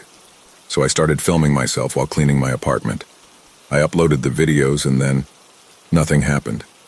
Just like Tom had predicted, at first no one cares, but that didn't bother me. The views didn't matter because I still got that same rush from cleaning. Then everything changed. My first viral hit. When I take the bus to the supermarket, the route passes by a cemetery. One day I glanced over the small stone wall and noticed an old, completely abandoned grave. The foundation had sunk, and the weed-covered slab was tilted into the earth. The headstone was covered in moss and dirt, the inscription long unreadable. The next day, I went to the cemetery groundskeeper and asked who was buried there. He checked his records but couldn't give me a name. All I can see in my system is that the burial rights expired in 1987. The family never renewed them. So that means no one takes care of the grave, I asked. The groundskeeper nodded. Technically, we could dissolve it, but since modern burials are becoming more minimalist and space-efficient, we don't really need the extra room. I asked if I could take care of the grave. He looked at me with a mix of suspicion and curiosity. I pulled out my phone, showed him my YouTube channel, and tried to convince him that I wasn't crazy. The relatives haven't shown up in 40 years, he said, scratching his head. I don't think they'll show up now and have a problem with it. I set up my camera tripod on the small gravel path and got to work. Around me were either old gravestones or open graves, so I had peace. First, I trimmed the wild hydrangea bush, its branches hanging over the gravestone, and pulled out the weeds from the ground. I got some soil from the garden center and filled the gap under the grave slab to level it out. The next day, I worked on the slab and the headstone. I first used a wooden spade to remove the moss and dirt, then scrubbed the sandstone with pH-neutral soap. After the third round, the headstone regained its original color, lava gray. Once that was done, I cleaned the inscriptions, ornaments, and engravings with a toothbrush until they were legible. Beneath the name and the birth and death dates was a line: "Forget me not, or I won't forget you." I thought about that last line a lot while I packed up my stuff and took down the tripod. Why would someone have something like that carved on their gravestone? Was it a threat? Or was she known for her sense of humor? And maybe it was her way of leaving a parting gift for the world? I drove home, worked on the video late into the night, uploaded it, and went to sleep. That night I slept badly and had a strange nightmare. I was trapped in some kind of steel oven, surrounded by naked people with animal heads instead of their own. Then the fire appeared under the oven, and we were all baked alive. The half-human, half-animal creatures screamed, trying to push themselves up away from the flames. I had no chance and was pressed down toward the fire. Even though it was just a dream, I felt the pain and fear. I was pushed against the hot floor, and the smell of my burning skin filled my nose, followed by blinding pain and desperate screams. When I woke up, my chest hurt and felt burned, even though there were no signs of injury. The feeling went away, especially when I checked my YouTube account. The cemetery video had gone viral overnight. It had been online for less than 6 hours and already had 109,876 views, and my subscribers jumped to 2,318. The numbers kept growing throughout the day, and by evening, 876,909 people had watched the video and were discussing it. While some thought it was nice that someone had finally taken care of the grave, others felt I had disturbed the privacy and peace of the grave just for clicks. Less than 24 hours after I uploaded the video, I hit the magic mark of 1 million views. And with the success came the first collaboration requests from companies that made cleaning products and cleaning tools. Tom also reached out and congratulated me on the success. He said it would have taken him over a year to hit 1 million. Apparently, I was some kind of natural talent. He also wanted to collaborate with me. A noise woke me up that night. I tried to get up and check, but suddenly I couldn't move my body. I screamed with all my strength, but no sound came out. The more I fought it, the weaker I became. Then I saw a shadow, the silhouette of a woman, as she entered the room and leaned over me. I fell into a dark hole. I lost all will to live. Everything bad and evil that had happened to me in my life suddenly came back to me. It was like sitting in an empty movie theater, watching the worst moments of my life on the huge screen. The tragic death of my parents, the child who only lived until the second trimester, the failed marriage, the drug addiction. I saw it all so clearly. I was worthless and deserved to die. Yes, it was my duty to throw myself out the window right now or slit my throat with a knife. The loud knocking at the door woke me from my sleep. It had been a strange and terrifyingly realistic dream. Do you know that feeling of relief when you realize it was all just a dream and you're safe? That feeling didn't come to me. I still felt miserable as I opened the door with a heavy heart, the words on the gravestone echoing in my mind: "Forget me not, or I won't forget you." 2 police officers stood at the door and wanted to speak with me. One of them showed me the cemetery video on his phone and asked if that was me. "Yes," I said, rubbing my face, "but I had the gardener's permission." "And you were just taking care of the grave?" "Yes." "Is that all you did?" "Listen, what's the problem? Should I delete the video or what?" The officers exchanged a brief glance. "We've received a report of grave desecration." "Grave desecration? You've seen the video, right? If anything, it was a grave upgrade. Someone opened the grave last night and stole the remains." He handed me his phone, showing crime scene photos, and sure enough, the grave slab had been moved aside and a deep hole had been dug. "Who did this?" "We're trying to find that out. The grave has been there for 90 years with no incidents. And right after you make a video about it, something happens. Don't you think that's a bit strange?" "A coincidence," I mumbled to myself, thinking of the nightmare. We were taught at the police academy not to believe in coincidences. There's always a causal link, and we'll find it. The officer stood up and paused for a moment. "Can I use your bathroom?" "Second door on the left." He went into the bathroom, and I walked with the other cop down the hall when suddenly his partner appeared. I couldn't quite read his look. It was a mix of awe and satisfaction. "I told you we always find a connection." There was satisfaction in his voice. He gestured toward my bathroom. and in the bathtub lay the reason for the awe in his tone. The entire bathroom was filled with black soil, and in the tub were the bones from the grave, covered in dirt and brittle with age. I tried to explain to the officers that I had no idea how the bones ended up in my apartment, but of course they didn't believe me. I was arrested and spent the night in a cell. As they led me away in handcuffs, I couldn't stop thinking about the words I had read on the gravestone. "Forget me not, or I won't forget you." He went into the bathroom, and I walked with the other cop down the hall, when suddenly his partner appeared. I couldn't quite read his look. It was a mix of awe and satisfaction. "I told you, we always find a connection." There was satisfaction in his voice. He gestured toward my bathroom, and in the bathtub lay the reason for the awe in his tone. The entire bathroom was filled with black soil, and in the tub were the bones from the grave, covered in dirt and brittle with age.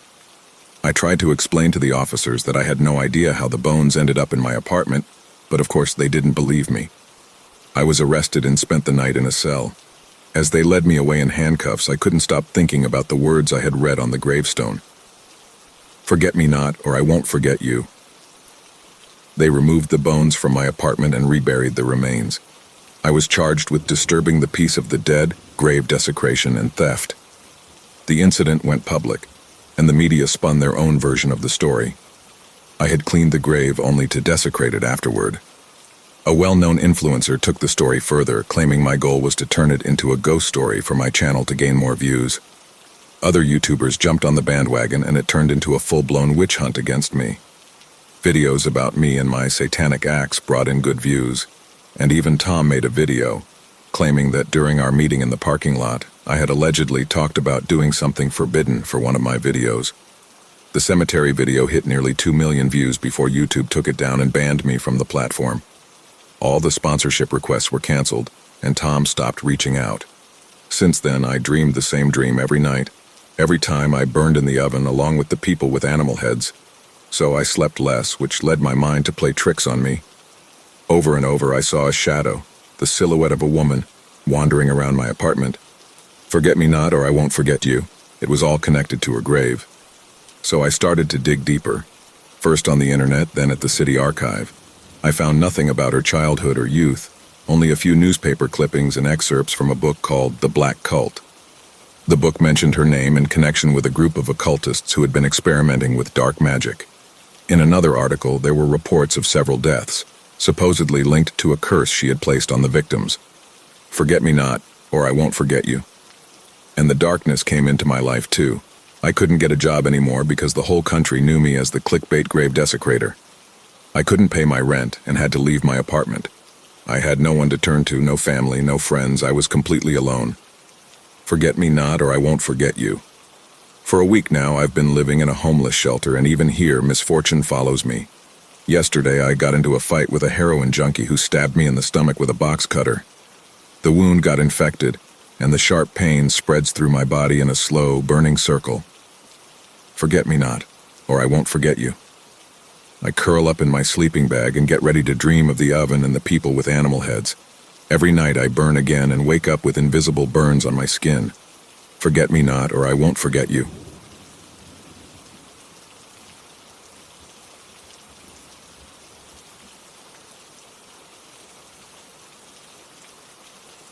When my daughter Alea started talking about an imaginary friend, I didn't think much of it. All children invent invisible companions at some point. But something about the way she spoke of Mr. Closet unsettled me. "He lives in my closet," she explained with the serious air of a 4-year-old. "But he only comes out when Mommy and Daddy aren't here." I found it both adorable and a little eerie. Still, I figured she would eventually forget about this game and that Mr. Closet would disappear just as suddenly as he had arrived. For the first few weeks, it was innocent. Alea would talk to herself in her room, sometimes giggle. Once, I heard her whispering as if she were sharing secrets with someone. One morning, I found her sitting in front of her wide-open closet, staring into the darkness with a vacant smile. "What are you doing, sweetheart?" I asked. "I'm waiting for Mr. Closet to wake up." A chill ran down my spine. There was something deeply unsettling in her voice. Then things took a darker turn. One night, as I passed by her room, I heard scratching, a dry, rhythmic sound like fingernails brushing against wood. Intrigued, I cracked the door open. Elia was sitting up in bed, eyes wide open, staring at her closet. I stepped closer. "You're not asleep, sweetheart?" "Shh, Daddy. Mr. Closet wants to come out." My blood ran cold. The scratching stopped immediately. I swung the closet door open, my heart pounding. There was nothing, just her clothes hanging neatly and a few stuffed animals piled in the corner. I told her she had been dreaming and tucked her back in. But that night, I hardly slept. A few days later, we found our cat, Simba, hiding under our bed, trembling and refusing to come out. Normally, he was curious about everything, but now he wouldn't go near Elea's room. I tried carrying him inside, but he clawed at my shoulder, hissing and shredding my shirt in his panic. Then Elea began to change. She grew quieter, more withdrawn. She would spend hours sitting in front of her closet. One evening, I caught her sliding a piece of paper under the door. "What are you doing, sweetheart?" She shrugged. Mr. Closet asked me to draw him a picture. I picked up the paper. My heart nearly stopped. It wasn't a simple childish scribble. She had drawn a tall, thin figure with an unnaturally wide grin and hollow eyes. "Does he look like this?" I asked, my throat dry. She nodded enthusiastically. "Yes, he told me he likes me a lot." That night I locked her closet, but by morning it was open again. Things got worse. Elea had dark circles under her eyes. She became even more distant. One morning I found her crying. "What's wrong, sweetheart?" "Mr. Closet says you don't like him, Daddy. He says you want him to leave." I held her close, trying to reassure her. But deep inside, I felt something watching us. That night I set up a surveillance camera in her room. I had to know what was happening. I can barely describe what I saw. Around 3 a.m., the closet door creaked open. A shadow emerged. It was impossibly tall, at least 8 feet. It bent over Elea's bed, its bony fingers brushing her face. Then it turned its head toward the camera, and it smiled, staring into the lens with hollow black eyes.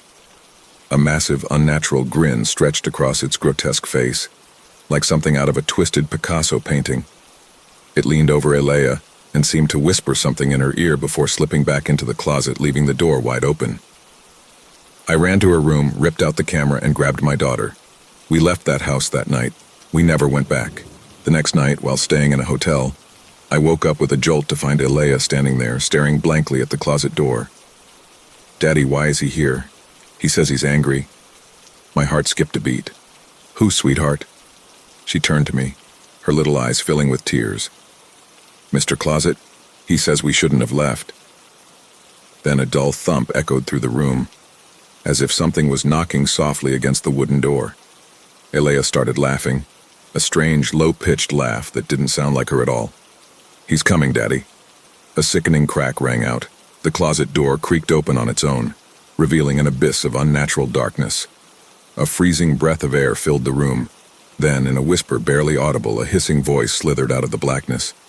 "You can't stop me from seeing her. I am her friend. But you, I don't like you." Elea walked into the closet. The door slammed shut behind her. I lunged forward, desperately trying to pull it open, but it wouldn't budge. I screamed her name, pounded on the wood until my fists were raw and bloody, but there was no sound. Nothing.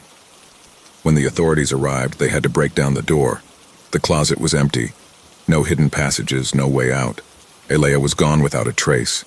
Today I am in prison, accused of murdering my own daughter. An investigation was opened immediately after her disappearance. The hotel neighbors testified that they heard screaming, violent banging on the wood, and my desperate cries. To them, I was a father in the midst of a psychotic breakdown.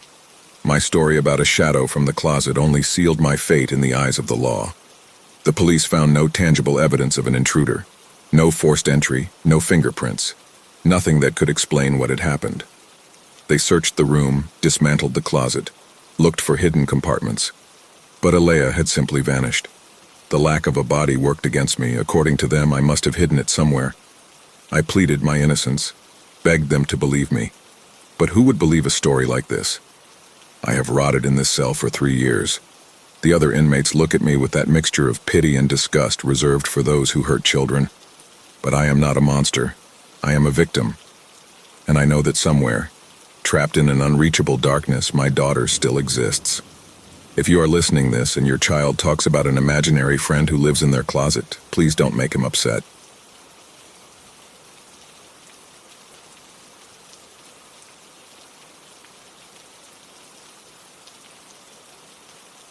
I don't know why I'm posting this, but I need to get it out. I haven't slept properly in months, and even though we moved, I still wake up at night, expecting to hear him. It started when my roommate Kyle and I moved into a rental house last fall. We were both in college, struggling to find something affordable. When we found this place, a 2-bedroom for way below market rent, we didn't question it. The landlord was an older guy, a little too eager to sign the lease. He never did a proper walkthrough, just handed us the keys and told us to make ourselves at home. I remember joking to Kyle that the guy was weird, but at the time we were just happy to have a place. At first, things seemed normal. The house was a little run down, creaky floors, bad insulation, but nothing alarming. Then small things started happening. I'd come home and notice kitchen cabinets slightly open when I knew I had closed them. Sometimes food would be missing. Not whole meals, just little things. A slice of bread, a handful of crackers, a cup of juice gone. I asked Kyle, but he swore he wasn't taking my stuff. He started noticing it too. His leftovers would be moved or a light would be on that he was sure he had turned off. We joked about it. House is haunted, Kyle would say, but we were both starting to feel uneasy. Then one night I woke up around 3 a.m. to a sound that made my stomach drop. The unmistakable sound of breathing. It wasn't coming from Kyle's room, it was inside the walls. At first I told myself it was just my imagination. Maybe the pipes or the wind, but over the next few nights it happened again. Slow, shallow breathing, sometimes accompanied by soft shuffling sounds like someone shifting their weight. Then came the moment that made me realize we weren't alone. One evening I was home alone working on an assignment when I heard the fridge door open. I froze. I was the only one there. I grabbed a kitchen knife, heart pounding, and stepped into the hallway. The fridge door was swinging shut. I searched the house, checked every closet, under the beds, even the basement. No one was there. The doors were locked. It made no sense. I called Kyle, told him what happened. He came home immediately and we decided to check the house top to bottom. That's when we noticed something strange. The hallway closet had an air vent near the floor. Not unusual, except it was loose. Kyle pulled it off, and behind it there was a hole. A space between the walls. A space just big enough for someone to crawl through. I don't know why, but I suddenly felt sick. We shined a flashlight inside, and the beam caught something that made my blood go cold. A dirty blanket, an empty water bottle, a crumpled granola bar wrapper. Someone had been living there. We didn't sleep that night. First thing in the morning, we called the landlord. He barely reacted, just sighed and said, thought I patched that up last time. Last time? That was when we learned the truth. The house had been rented out to multiple tenants before us, all of whom left suddenly. None of them stayed longer than a year. The landlord refused to say why. We got the cops involved, but by then the space was empty. Whoever had been living there was gone. The worst part? The officer who checked the place told us something that still makes my skin crawl. The hole in the wall?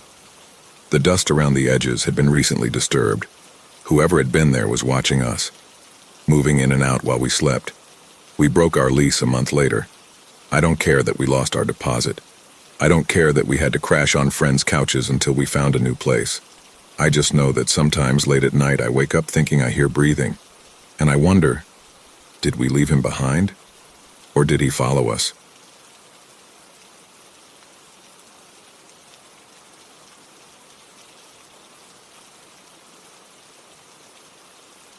For about 3 days now, my TV has been randomly switching over to network television onto a channel 77. I don't pay for cable and never have, as I've exclusively used streaming ever since I moved out. I currently live in an apartment with my roommate Jackson, who bought the TV itself, and he's never had any issues with it that he's mentioned. It almost feels like it's getting worse every day, as whenever it switches to the channel I can't get it to switch off for a period of time that seems to be getting longer every time it happens. And before you say it, I know I'm not accidentally sitting on the remote and changing it, because sometimes it switches when I'm in a completely different room. Last night specifically, I made sure that the remote was left on the end table next to the love seat I usually sit on to watch whatever I'm interested in at the time when I went to go make some mac and cheese in the kitchen. I left the show on as usual so I could hear it while I cooked, since the layout of our apartment allows me to easily see and hear our TV from over the kitchen counter. This was nearly at 3 a.m. in the morning, so Jackson was dead asleep when the TV decided to do its thing again. I almost spilled the boiling water and noodles all over myself when it switched to the channel, since the only thing that ever plays is white noise and static. I let out an embarrassing yelp like a frightened chihuahua when it happened, thanking God that Jackson wasn't awake to hear it.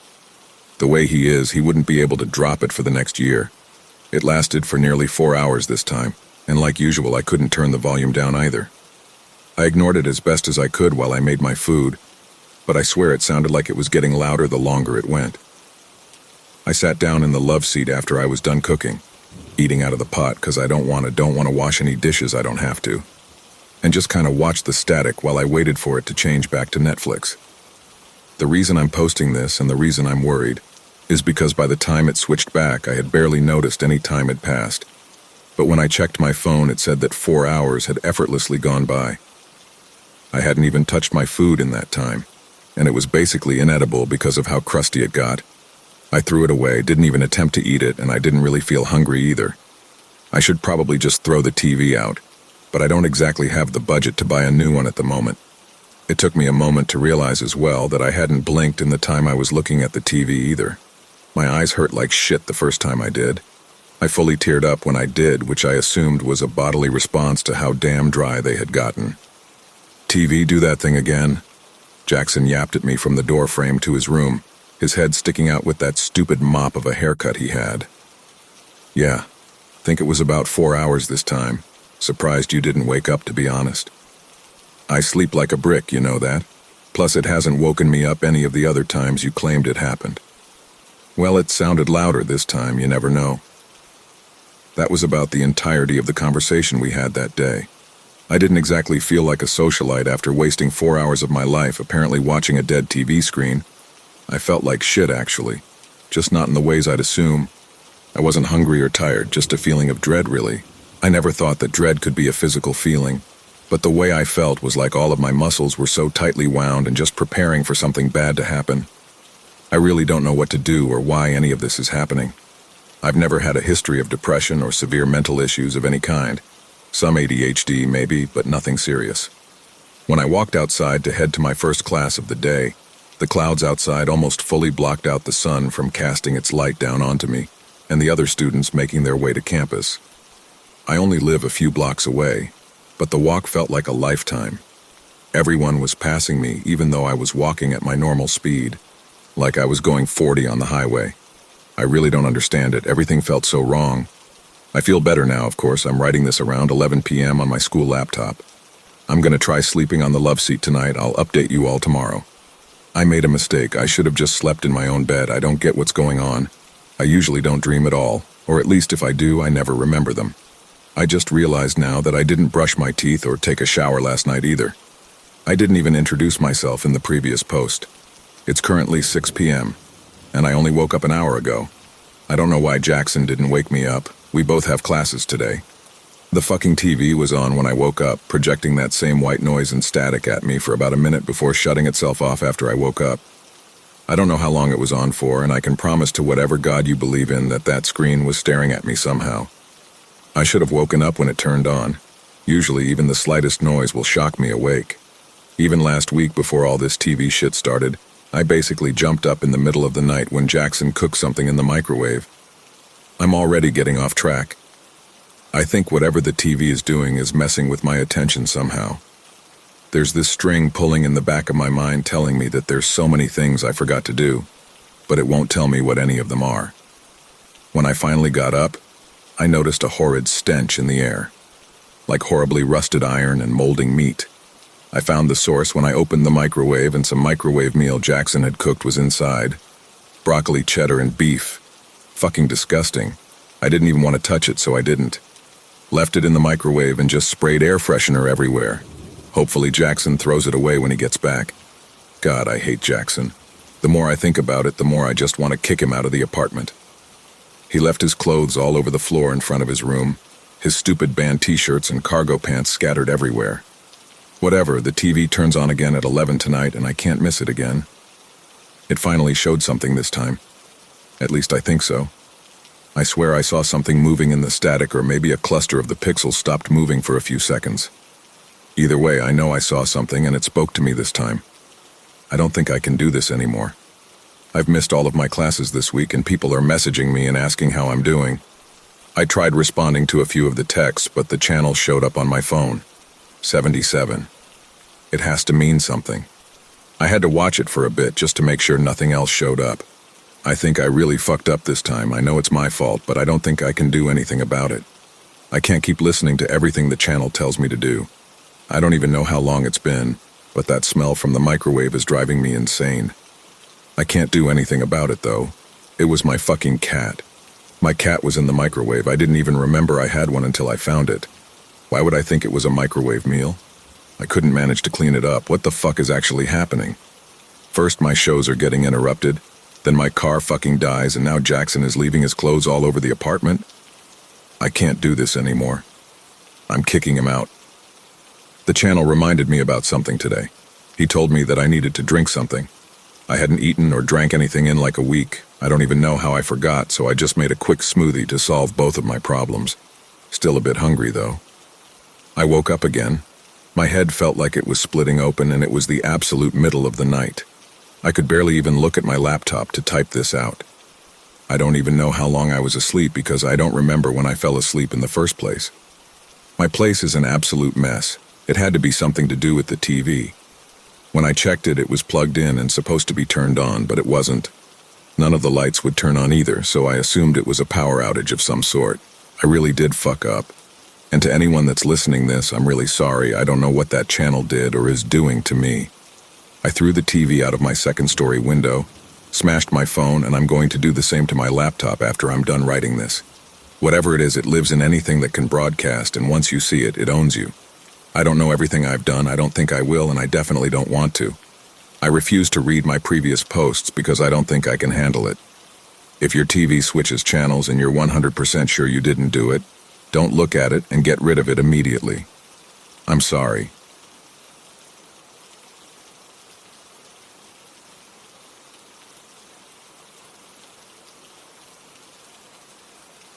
I never go down to my basement.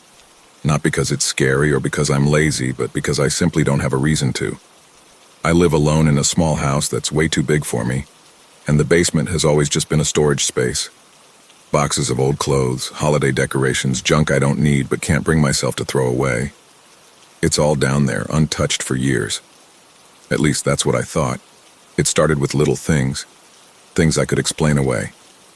The basement door would be unlocked when I was sure I had locked it. A faint creaking sound at night like wood shifting under weight. A weird smell drifting up through the vents. A mix of sweat and something else, something foul. I told myself it was just the house settling or maybe my memory playing tricks on me. I had lived here for 5 years and nothing weird had ever happened before. Why would it start now? Then, one night, I woke up to a sound that I couldn't ignore. Footsteps. Not the soft creaks of an old house shifting. Not the scurrying of mice in the walls. Real, deliberate footsteps. Slow, careful, coming from below me. I sat up in bed, my heart pounding so hard I could feel it in my throat. I stared at the bedroom door, listening. The footsteps continued for a few seconds, then stopped. Silence. I grabbed my phone, turned on the flashlight, and crept out of bed. The house was dark, too dark, and the air felt wrong, heavy, like something was watching me. When I reached the basement door, I hesitated. It was closed, just like always. But this time I noticed something I hadn't before. The doorknob was dirty. Greasy fingerprints smeared across the brass as if someone had grabbed it with sweaty, grimy hands. I swallowed hard. I locked this door. I know I did. Taking a deep breath, I slowly turned the knob. It wasn't locked. The door swung open with a groan, revealing the black void of the basement stairs. My phone's flashlight barely cut through the darkness. I didn't want to go down there. Every instinct in my body screamed at me to run, to pretend I hadn't heard anything. But I had to know. Step by step, I descended. The basement was just as I remembered. Cold, cluttered, the air thick with dust. But something felt off. My skin prickled. The tiny hairs on the back of my neck stood up. Then my light landed on something that shouldn't have been there. A sleeping bag, old, stained, crumpled in the far corner, half hidden behind boxes. Beside it, a pile of empty food wrappers, a few plastic bottles filled with murky liquid. The smell hit me all at once, rotting food, sweat, something worse. Someone had been living down here. Panic surged through me. I spun around, phone light darting across the basement. My breath came in short, sharp gasps. Then, movement, a figure lunged from the shadows. I barely had time to react before I was slammed against the wall. My phone flew from my hand, the flashlight spinning wildly, casting twisted shadows across the room. I couldn't see them clearly, just a hunched shape reeking of filth and sweat, their breath ragged and wet. They didn't speak. They just laughed. A guttural, broken sound like someone choking on their own breath. I fought, kicking, shoving, but they were strong. Fingers wrapped around my throat, squeezing. My vision blurred. Then, light, bright, blinding. My phone had landed face up, its flashlight beaming straight into my attacker's face. For the first time I saw them, gaunt, sunken eyes, greasy, matted hair. A face so thin it barely looked human. Lips pulled back in a grin too wide, teeth yellow and jagged. But the worst part? I knew this face. It was me. Or at least it looked like me. Before my mind could process it, the figure shrieked and scrambled back, scuttling into the darkness like a cockroach. I didn't wait. I ran. Up the stairs, through the door, slamming it shut behind me. I locked it, pushed a chair in front of it. Then I ran to my bedroom, grabbed my keys and phone, and bolted out of the house. I called the police from my car, my hands shaking so badly I could barely hold the phone. When they arrived, they found nothing. No sleeping bag, no food wrappers, no bottles, no one. But the basement smelled. The cops noticed it too. That awful, rotting stench. They searched the whole house. Nothing was stolen, no signs of forced entry. They told me it was probably a squatter, that maybe I had interrupted them and they fled through some hidden exit. But I know what I saw. I know who I saw. I haven't been back to the house since. I don't think I ever will, because somewhere in the darkness of that basement, something is still down there, and it looks just like me.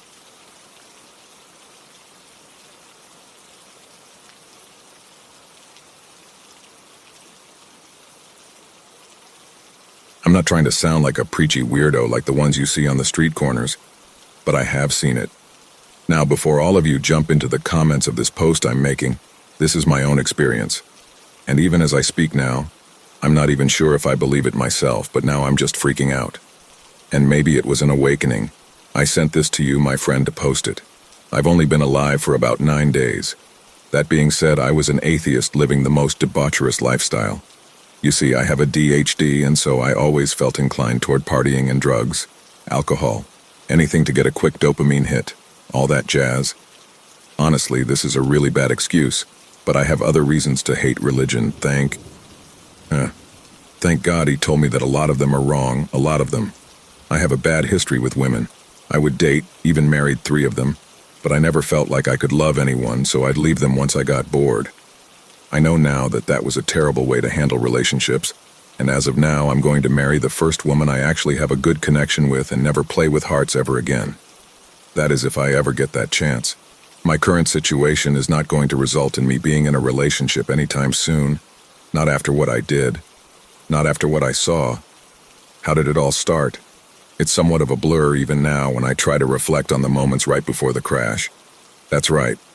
This whole nightmare that I experienced, this absolute life-changing knowledge, was all because of a car crash that I died in. I was driving along, drunk driving. God, just writing all of this down now makes me feel a little self-aware about what kind of terrible person I was. All I want now is to beg for forgiveness from everyone that I've ever wronged.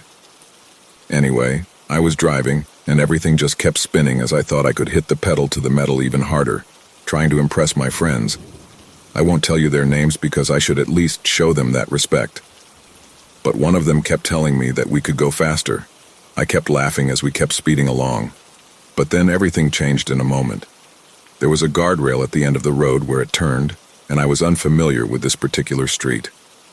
I had no time to react. 1 second I was gripping the wheel, the vibrations of the engine rattling my bones, my drunk mind drenched in overconfidence, and the next, I was airborne. The guardrail didn't stop me. It barely even slowed me down. The car lifted, weightless, like a bullet freed from its casing. I felt the sickening lurch of gravity abandoning me, the world outside the windshield tilting unnaturally. My stomach knotted as my vision blurred from the alcohol and sheer velocity. Then came the impact. Metal screamed. My body lurched forward as if I'd been yanked by some invisible force. the seatbelt biting into my collarbone so hard I felt something snap. Maybe a rib, maybe worse. The airbag detonated, slamming into my face with the force of a sledgehammer, momentarily obliterating everything in a white, suffocating cloud. The car rolled. Glass shattered around me in a whirlwind of jagged teeth. My left arm, flailing helplessly, caught a shard that ripped through my sleeve and into my flesh like a hot knife. Blood spattered the dashboard. I think I screamed. The world was a blender. The inside of the car, a crumpling, writhing metal coffin as it tumbled down the embankment. My head cracked against the side window once, twice before the glass gave way. My face slashed with 1,000 tiny razors. The taste of copper flooded my mouth. I didn't know if it was from my nose, my gums, or my tongue. Maybe all of them. And then, silence, not immediate. At first there was ringing. A horrible, high-pitched wail filling my skull, drowning out the wet gurgle of my own ragged breathing. The car had stopped. I was upside down. My body hung from the seatbelt, the weight of my own torso pressing against the restraint. Pain. So much pain. My chest heaved, but the air wasn't coming in right. My ribs burned with each shallow breath. I turned my head, slow, agonizing. Through the shattered windshield, I saw the world outside. A mess of twisted trees, dirt, and the hazy red glow of my taillights flickering weakly in the darkness. I should have been dead. I think part of me knew I was dead, because in the midst of all of it, the blood, the agony, the nausea creeping up my throat, I felt something else, something watching me. Just beyond the mangled wreckage, in the shifting shadows between the trees, there was movement. Silent, subtle. Wrong. I tried to focus, but my vision swam, my eyelids fluttering as consciousness threatened to slip away. My body screamed at me to stay awake, but something else, something deeper, whispered that it didn't matter. That I wasn't alone in that car. That I wasn't in my body anymore. And then, just as the darkness closed in, I saw them. The eyes, wide, empty, reflecting the dim glow of the dying headlights. And in that moment I knew. I was about to learn something no living person should ever know. A sudden shock overtook me, pulling me out of the darkness I had momentarily found myself in. I looked around and saw that I was somewhere else. But I started to think about the obvious. Is this the afterlife? I wasn't fully convinced, seeing as I didn't believe in that malarkey. Turns out I was correct, but that didn't really mean I was truly correct. I was breathing. I had a heartbeat. I looked around, confused, wondering what this place was. I walked through a grassy field, looking up at the stars that hung above like majestic chandelier lights. Honestly, it was nighttime, and yet I felt as if there was still the warmth of a star bathing me in its glow. And yet, it just didn't feel quite like the real world. The grass was like walking on silk. I was naked. My body felt as fresh as a newborn child. My senses overloaded with the intake of everything around me. I couldn't see where my friends were. I wondered why I was all by myself if this was indeed the afterlife. But then, I felt something being carried in the wind. A voice. Are you ready for judgment? It was deep, commanding, and yet somehow there was a trace of compassion within it. I instantly spun around. I was half expecting to see either an angel or God himself, but I never in my wildest dreams expected him to look the way he did. A lot of you might think that when you see God, you'd expect something radiant. A golden light, perhaps, or maybe a massive, incomprehensible entity of wisdom and eternal ancient existence. That last part is true. But the being that stood above me, quite a few feet above me I might add, was not the kind of God that would make you feel at peace. He stood like a monolith, his entire head a wound in the sky, vast and unblinking, a thing beyond time, beyond mercy. His robes, if they were robes, were blacker than night, shifting like oil on water, swallowing light and sound and all sense of reason. And his face, or where a face should have been, was a starburst of jagged, spiked radiance, a coronet of something sharp and holy, something that hurt to look at. This was not a God of fire and hymn, not a God of cradle-side prayers. This was the God of absence, the God of silence after a name is spoken. And still he watched. What are you? I froze. You should know who I am, he said. I deemed your existence, and now that I have you and the ones you were with here at the end of temporary existence, your time for permanence is to be judged. Huh? Your name is Michael, is that correct? Yes. You have been alive for 24 years on Earth, specifically Earth 8,592,042. Wait, how many Earths are there? Did you just say there are other Earths? But of course, there are an infinite number of Earths, and I have a name for every single one of them in every single universe that I have ever created. And I have created all of them, all multiverses, all verses of reality beyond time, beyond the limits of even the most intelligent of beings. I wield them all in the palm of my hand and decide what sort of ending each one shall have. I was flabbergasted, utterly taken down to the point where I wanted to curl up into a ball and cry. So, is this like the afterlife or something? Is this heaven? No. He said that last part like I had insulted him for even suggesting that this place might be heaven. Purgatory? Hell? None of those places exist, my prodigal child. Why would I desire to punish someone with an eternal punishment for a singular bad life? What kind of concept of love do you take me for? I am justice, but I am filled with mercy for all those who are repentant. I rolled my eyes, having heard all of that in Sunday school. Well, there's a lot of religions that are getting you completely wrong. Most do. Surprisingly, I wouldn't have expected myself to have such a conversation with the Almighty. And then I asked the million-dollar question, why do you look like something that makes me feel like I'm going to fall into an abyss? He stood there and didn't say a single word. Instead, he answered with a different statement. How I appear to you has everything to do with you. How so? I have seen you as you grew up. I know the mental issues you suffered. I saw how you struggled with that priest who took everything from you when you were younger. Fear not, he died and has been dealt with, but you went off in a different direction. And while it is regrettable and truly heartbreaking that I had to watch you be abused, we must take into account your life choices. I gave another eye roll. I still have to be judged just because I was angry at you? Because I blamed your organizations and your institutions for ruining my life? We all have to carry our own weight. Every human and species beyond that must decide for themselves how they will live. All I ask is for them to love each other as I loved you. But I cannot ignore your self-indulgence, your complete disrespect for the lives of other people. Your friends are dead now, and I'm afraid I will have to send you where I have sent them. I swallowed. He already said that there wasn't an eternal pit of fire, yet somehow I did not feel like where I was going was meant to be a good place either way. I probably should have shown more reverence, but I've always had a bit of a chip on my shoulder. I scoffed. So that's it? I live my life, I do what I want, and now suddenly I'm some irredeemable monster? Come on, I wasn't that bad. Yeah, I drank, I partied, I wasn't loyal to the girls I dated. So what? Everyone does that. We're animals, right? Just meat sacks with impulses. You made us this way, didn't you? God did not respond. I kept going, my arrogance pushing past the fear bubbling under my skin. I didn't kill anyone, I didn't torture anyone. Yeah, maybe I used people, maybe I was selfish, but I never claimed to be a saint. And besides, you let all this happen. You let priests ruin kids' lives. You let murderers walk free. You let me be the way I was. And now you want to act like I should have done better. Still, he said nothing. I threw up my arms. You know what? Maybe you should be judging yourself. What kind of merciful being lets the world go to rot while sitting on some throne beyond time? You could have told me the rules. You could have shown yourself instead of leaving us all to guess what's right and what's wrong. His silence wasn't out of ignorance. It was the silence of a parent watching a child throw a tantrum, waiting for the inevitable moment when the screaming stops and the reality sinks in. And then, without moving, without sound, I understood. Why do you look like this? I whispered, the anger draining from my voice. And then, he spoke. Because this is how you always saw me. I shouldn't have to tell you to just be a good person and treat people with respect. The moment he said it, my mind reeled. Every argument I had ever made against him, every time I scoffed at religion, every time I had cursed his name, it all flashed before my eyes.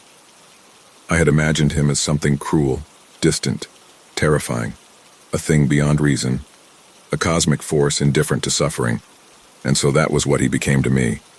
Your perception is your judgment, Michael. You lived your life convinced that I was a void, so now a void is all I can be for you. Before I could react, I felt my feet leave the ground. Some unseen force pulled me upward, higher, closer to that gaping wound where his face should have been. My limbs flailed, but there was no resisting it. The air around me turned to ice, my breath stolen from my lungs as the gravity of his form swallowed me whole. Then I fell.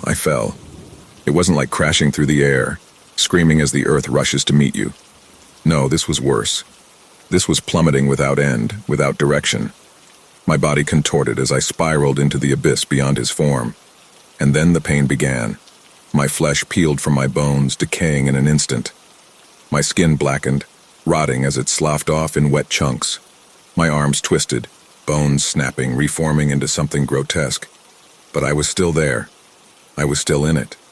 I felt every nerve burn, every muscle collapse, every sinew unravel. And yet I did not die. I did not die. When I hit the ground, if it could even be called a ground, I landed in a sea of bodies. They writhed, decayed and broken, a mass of rotting people all screaming in agony. Some had no faces. Some had too many. Limbs jutted out at impossible angles, flesh sloughing off in viscous drips. The air reeked of decay and sulfur, choking the senses, making it impossible to think. Above us, stretching forever, was the sky, if it could even be called that. It churned, a shifting void of darkness and something worse. And ahead of all of us, as we were being forced forward by new people being brought in, the pit. A vast blazing maw that dominated the end, a fire not of warmth but of erasure. It was not a place of suffering, it was a place of ending. A place where existence itself was snuffed out, where the self was atomized, erased, forgotten. And we were all heading toward it, pushed without the ability to turn back, slowly, agonizingly. It would take years to reach, years of pain, rot, and horror before the final release. A hand clutched at my arm, the fingers like gnarled roots.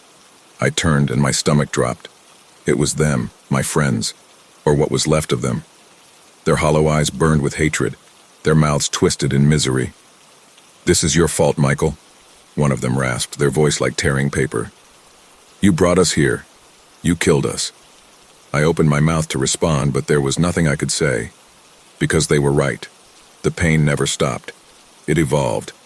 At first it was the raw, visceral agony of having my flesh slough off my bones, of muscles twisting into knots only to unravel into a weeping rot. Every nerve in my body screamed in ways I didn't know were possible. It wasn't just pain. It was sensation beyond pain. Something deeper, something so profoundly wrong that my mind could barely comprehend it. Then came the next stage. The bones. My skeleton had never felt pain before. Not really. But now, as I shuffled forward with the rest, the marrow in my bones felt like it was boiling. I felt them splinter inside me, shards shifting, grinding, scraping against each other like shattered glass. My spine twisted, then cracked, bending me forward into a shape that wasn't human anymore. And the worst part? I could not die. I could not go numb. The agony remained fresh, renewed with every step. New ways of suffering created with every passing second. The smell of burning flesh and sulfur was everywhere, thick, choking. It filled my decayed lungs, making it impossible to breathe properly. Not that breath mattered anymore. We were walking toward the source, toward that blazing maw that would end us completely. The closer we got, the hotter it became. My rotting skin bubbled, my exposed bones cracked. The air peeled away the idea of existence itself. But even worse than the pain was them. "This is your fault. You killed us. You selfish, arrogant piece of crap." Their voices, their hatred surrounded me. My friends, the ones who had died with me, the ones who had been ripped out of life because of my stupidity, my recklessness, my need to be above it all. They were with me in this suffering, and they despised me for it. One of them, his face almost melted away, grabbed me by the throat with fingers like brittle twigs, snapping yet somehow still holding on. His eyes were gone, empty sockets filled with something worse than darkness. Why? His voice was a guttural rasp, wet and raw. "Why did you do this to us?" I struggled against his grip. It wasn't my fault. I didn't force you to get in the car. You chose to ride with me." Another hand clawed at me, another friend, her jaw unhinged, her mouth an empty, gaping hole. "We were drunk. We trusted you. You could have stopped." Another voice. "You laughed when you hit the gas. You knew it was stupid." The crowd of corpses that once were my friends descended on me. They tore at my flesh, even though there was barely anything left. Their nails, jagged and split, raked across my exposed bones. My ribs caved, my fingers snapped backward as I tried to push them off. I screamed, but no one cared. No one could care. Not here. And suddenly it hit me. They weren't here because of me. They were here because of them. just like I was here because of me. We all made our own choices, I choked out, struggling to speak through the suffering. I was responsible for getting them killed, but not for how they lived, just like I'm accountable for how I lived. They stopped clawing at me. For a moment there was silence. Then laughter. Broken. Bitter. "And now we pay for it," one of them whispered. The shuffle continued. The crowd pressed forward, marching toward annihilation. Toward the lake of fire and sulfur. I felt it now. The heat. The impossible, unbearable heat. Even from this distance, it melted what little was left of my flesh. The ground beneath us turned to something viscous, black and bubbling. Swallowing our feet with each step, pulling us down. I turned my gaze upward, toward the void above, toward the God that had condemned me. "Please," I croaked. My throat was dry, raw, shredded. "Please give me another chance." There was no response. I fell to my knees. I was wrong. I was so wrong. The crowd was pushed forward, past me, around me, uncaring. I did see a few others who prayed. I was arrogant. I thought I knew everything. I thought I was above it all. I thought I could do whatever I wanted without consequence. I clenched my hands together, what remained of them, and lowered my head. "I'm sorry." I sobbed, a dry, broken sound. "I don't want to be erased. Please, please." Years passed. Those who prayed and begged quit after many years passed. But I kept begging. I walked forcefully forward like everyone else. I begged. I prayed. For the first time in my entire existence, I prayed. I believed. And still the lake of fire grew closer. I watched as the first wicked ones reached it. They did not burn. They did not scream. They simply disappeared. Snuffed out. Their forms collapsed into dust, atomized in an instant, wiped away from everything. I reached the edge. I saw the nothingness waiting to devour me. I felt my feet leave the ground, felt the final pull into oblivion, and I screamed, "Please, I believe in you, I love you, I trust you. Give me a second chance. I know I was wrong, I know I deserve this, but please, I beg you." Silence. The heat licked at my feet. The moment was here. This was it. And then, "You will get your second chance, Michael." The voice was not cruel, not cold, not indifferent. It was a whisper of mercy. And then, just as I was about to fall into the abyss, I was yanked back. The fire, the darkness, the pain, gone. My eyes snapped open. I was on my back, asphalt beneath me. The air was cold, real, thick in my lungs. I gasped. Lights flashed above me. Sirens, voices. I was in the wreckage of my car. The paramedics were pulling me out. I was alive. I was back. I don't know how to end this, really. There's no perfect way to wrap up something like this, no clever last line that makes it all make sense. I guess I should start with the obvious. I'm in legal trouble. They got me for DUI, reckless endangerment, and involuntary manslaughter. 3 people died because of me. My friends, their families, God, their families. We'll never get them back, and nothing I do can change that. No amount of belief, no amount of faith, no amount of begging God for another chance will bring them back. But he still gave me one. And I'll never understand why. I'm going to prison, probably for a long time. And I accept that. I won't fight it, won't try to argue my way out. It's where I belong. It's the weight I have to carry, and I will carry it. But I won't rot away in a cell. I won't sit there, blaming the world, blaming God, blaming everyone but myself. I was that person once. That person is dead. I believe now. I know that I was given this second chance to do something. To be something. And I know what that is. I'm going to help others in there. I'm going to reach out to them. People like me, people who have made mistakes, people who think they're beyond saving. I'll tell them the truth, whether they believe me or not. Because some of them are on the same path I was, and I know where it leads. I've seen where it leads. I can still feel the heat when I close my eyes. I can still hear the screams. I know some of you listening this won't believe me. You'll call me a liar, a fraud, a man trying to escape his guilt by making up a grand story. That's fine. You don't have to believe me. But I need you to listen to one thing. Because this isn't about me. This is about you. You still have time, you still have a choice, but someday you won't. And when that day comes, you will see what I saw.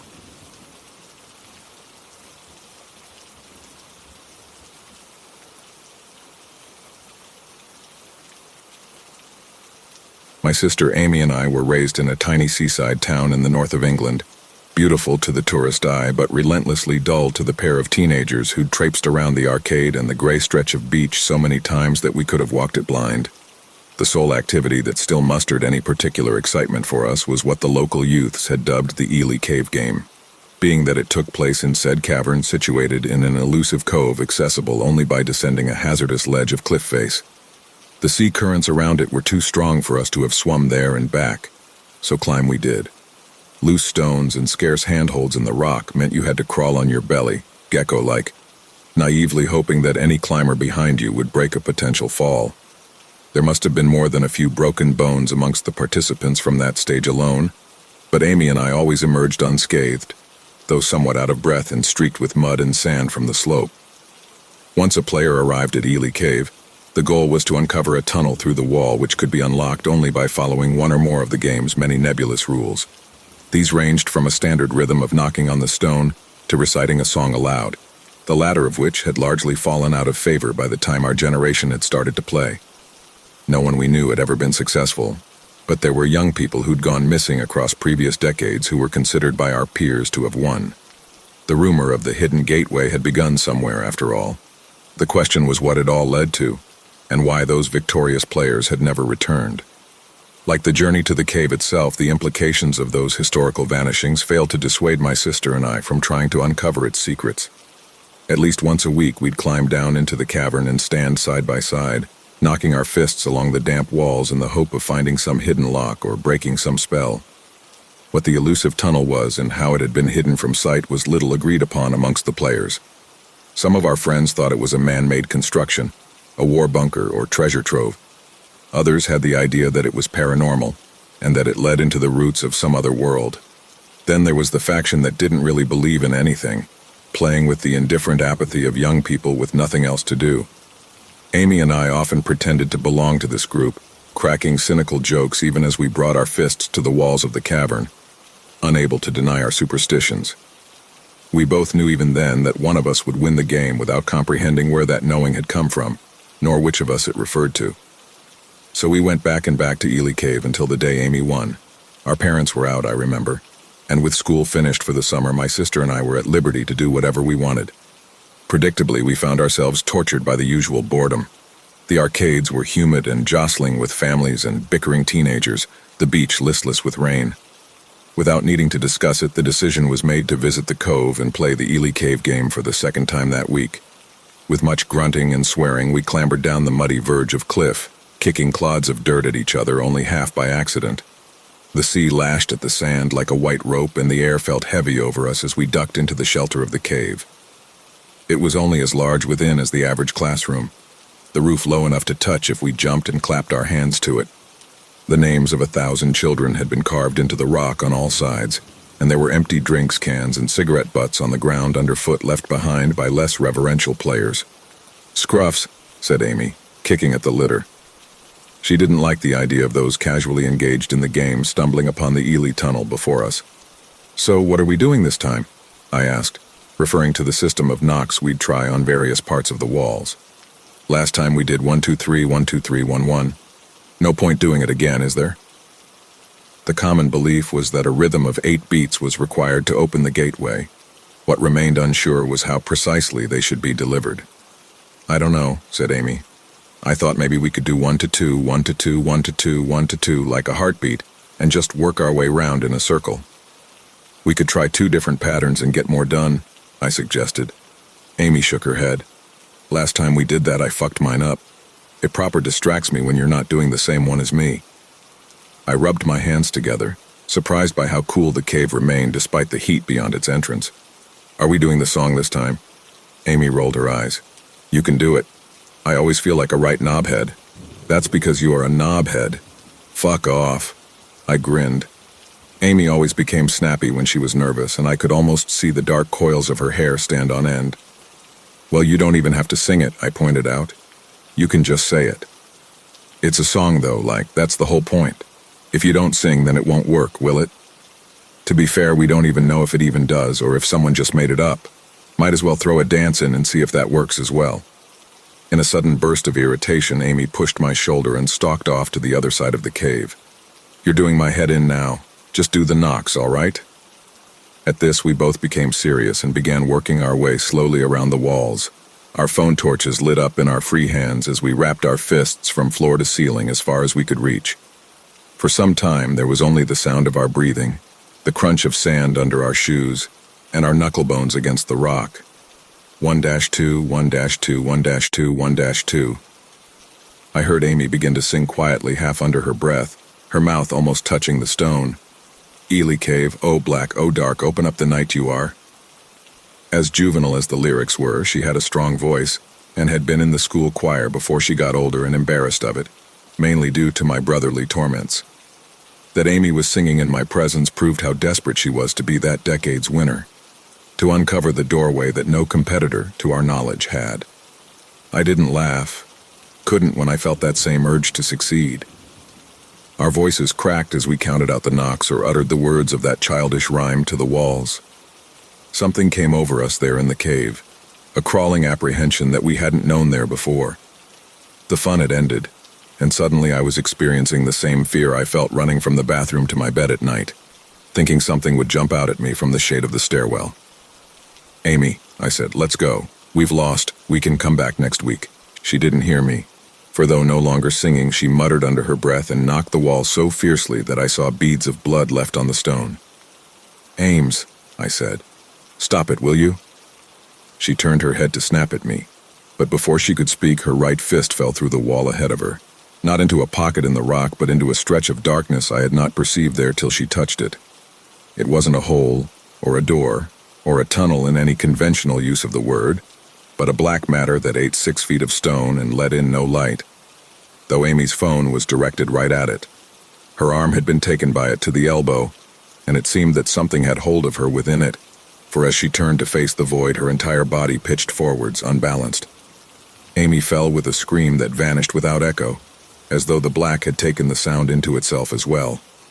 I lunged for her, grabbing at the back of her shirt, but just as my fingers pinched the cotton, I found myself faced with firm rock again, the shred of fabric trapped within it hanging like a growth of moss. My sister's phone had fallen from her pocket, lying smashed at my feet, the battery ejected from its back. I stood still, gripping onto the rag of Amy's t-shirt, staring aghast at the closed door of the wall. Then I began to scream, incoherent yells of horror and grief and rage that my sister had been taken from me, that I had not been allowed to follow. I started to beat my hands against the cavern, struck and struck at the rock until the skin split across the heels of my hands. I begged to be let in, for her to be let out. Tried to remember the pattern of knocks that had allowed Amy to enter the wall, but it did not once yield. For an hour I stood there, taunted by the quiet and the dark, until at last I staggered out of the cave and clawed my way back up the cliff with barely any understanding of what I did. All I saw and heard was Amy, her cry as the darkness took her in, the pain that surely seized her as she fell. Striped with mud and sand, I stumbled home, the shock that closed over me so profound that I barely noticed my parents' car pulling into the driveway behind me. Only when my mother got out to shake me by the shoulder did my gaze focus on their faces, both of them tense with alarm. "Amy," I said, "she's gone, she's fucking gone." Then I screamed again and couldn't stop until my throat gave out and shattered the sound. My parents half dragged me into the kitchen, forcing me to sit at the table even as I struggled against their arms. Having grown up in the town, they'd heard of the Ely cave game, and had even played it themselves in their youth. But in adulthood, they no longer believed in it. And as in choked pieces I described how Amy had vanished, I saw the anger and bewilderment of that doubt cloud their eyes. I'd later learned that they thought my sister must have fallen from the cliff and broken her neck, or else attempted to swim against a violent current and drowned. They believed that I lied then through the guilt that I'd had some part in her death, or because the sight of it was so unbearable that I'd rather pretend the cave had swallowed her than admit the reality of what I'd seen. The police were called, forcing me through another interview that exhausted me to the point I could no longer form coherent speech. A search was conducted around the cove with the expectation of finding a body or some evidence of an accident, but being that none was discovered, I was interviewed a second time, this time with the implication that I had harmed Amy in some way, or had concealed her having run away from home. In the end, they could find no proof of that either, succeeding in nothing but reducing me to hysterics. My mother and father, though still privately convinced of my guilt, defended me against the rumors that arose from her disappearance. They campaigned endlessly in the news and with posters and radio interviews, offering a reward to anyone that came out with information as to where Amy had gone. Their efforts consumed them to the point that they both lost weight, wandering about the town, flyers in hand, like two lone survivors of famine. In time, they grew distant from me, a gully which later deepened into resentment when I was suspended from school after fighting with another pupil, Sam Rowe, between classes.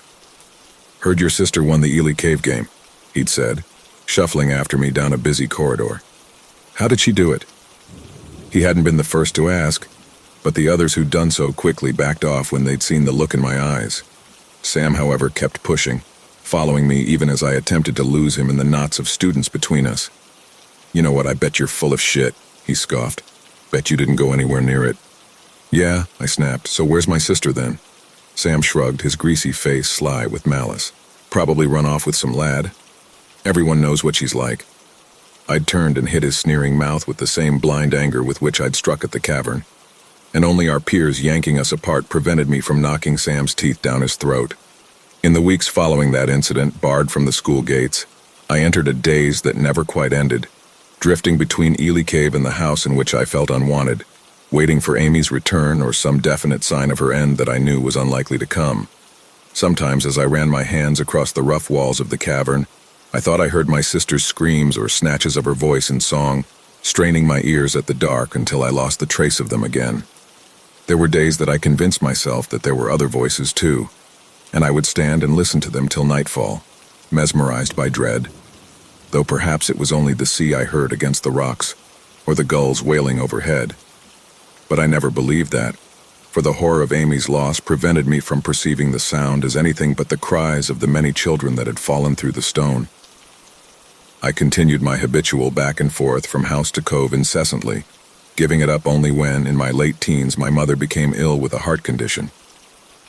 My father had fallen into such a profound depression that he couldn't be expected to look after her, and so my life became for them and them alone.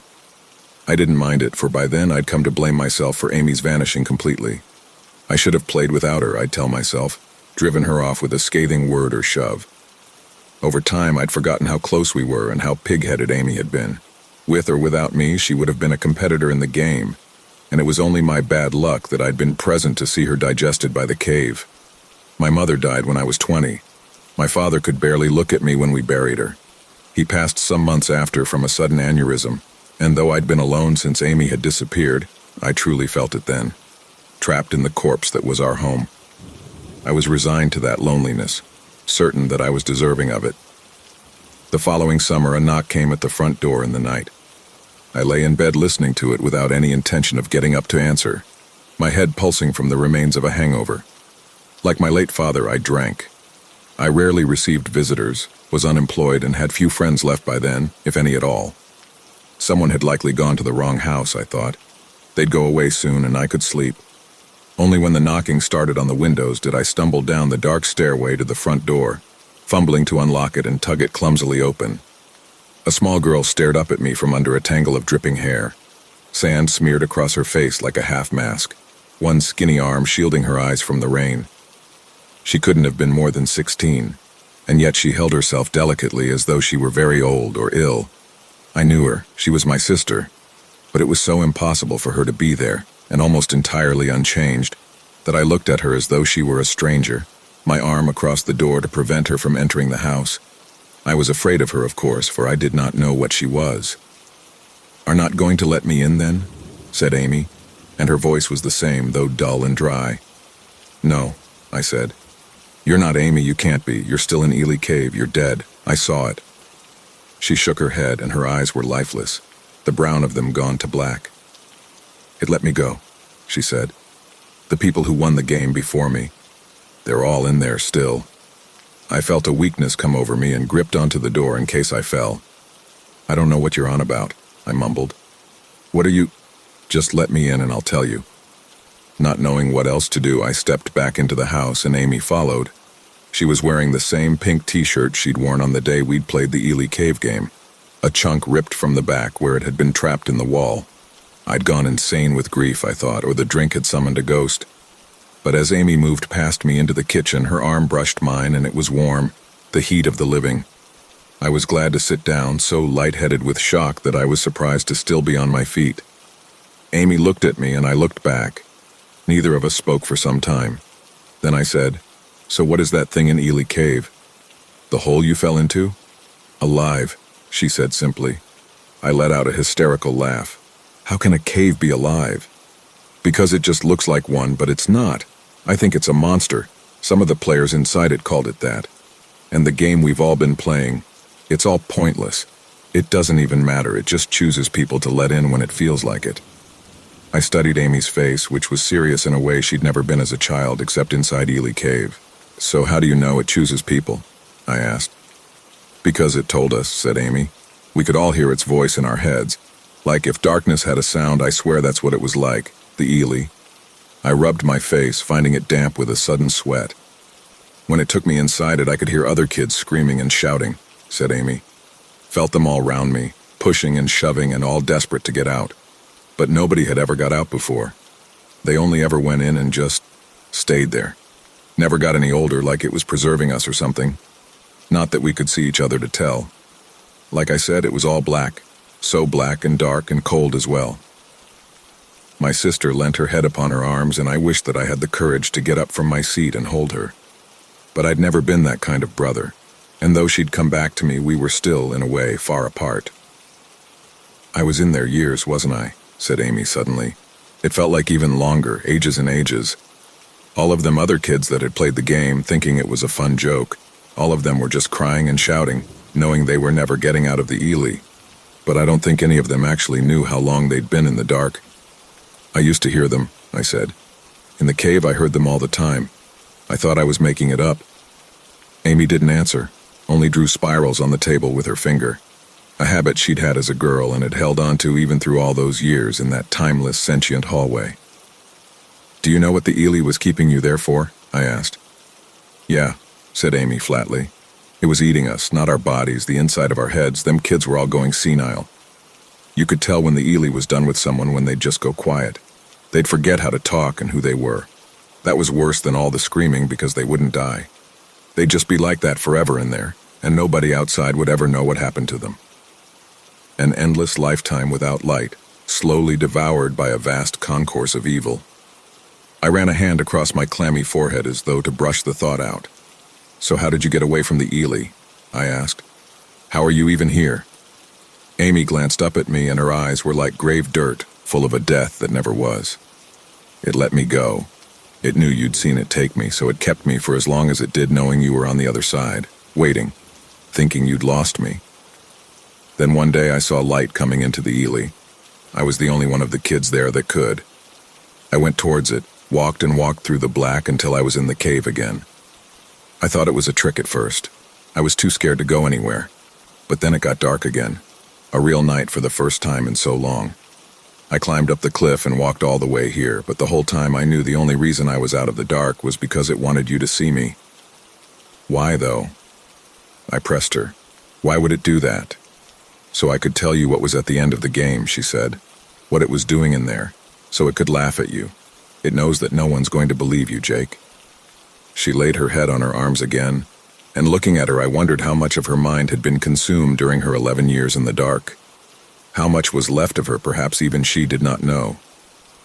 "Kids are still going to play the Ely Cave game," said Amy. "They'll play no matter what you say or what you do."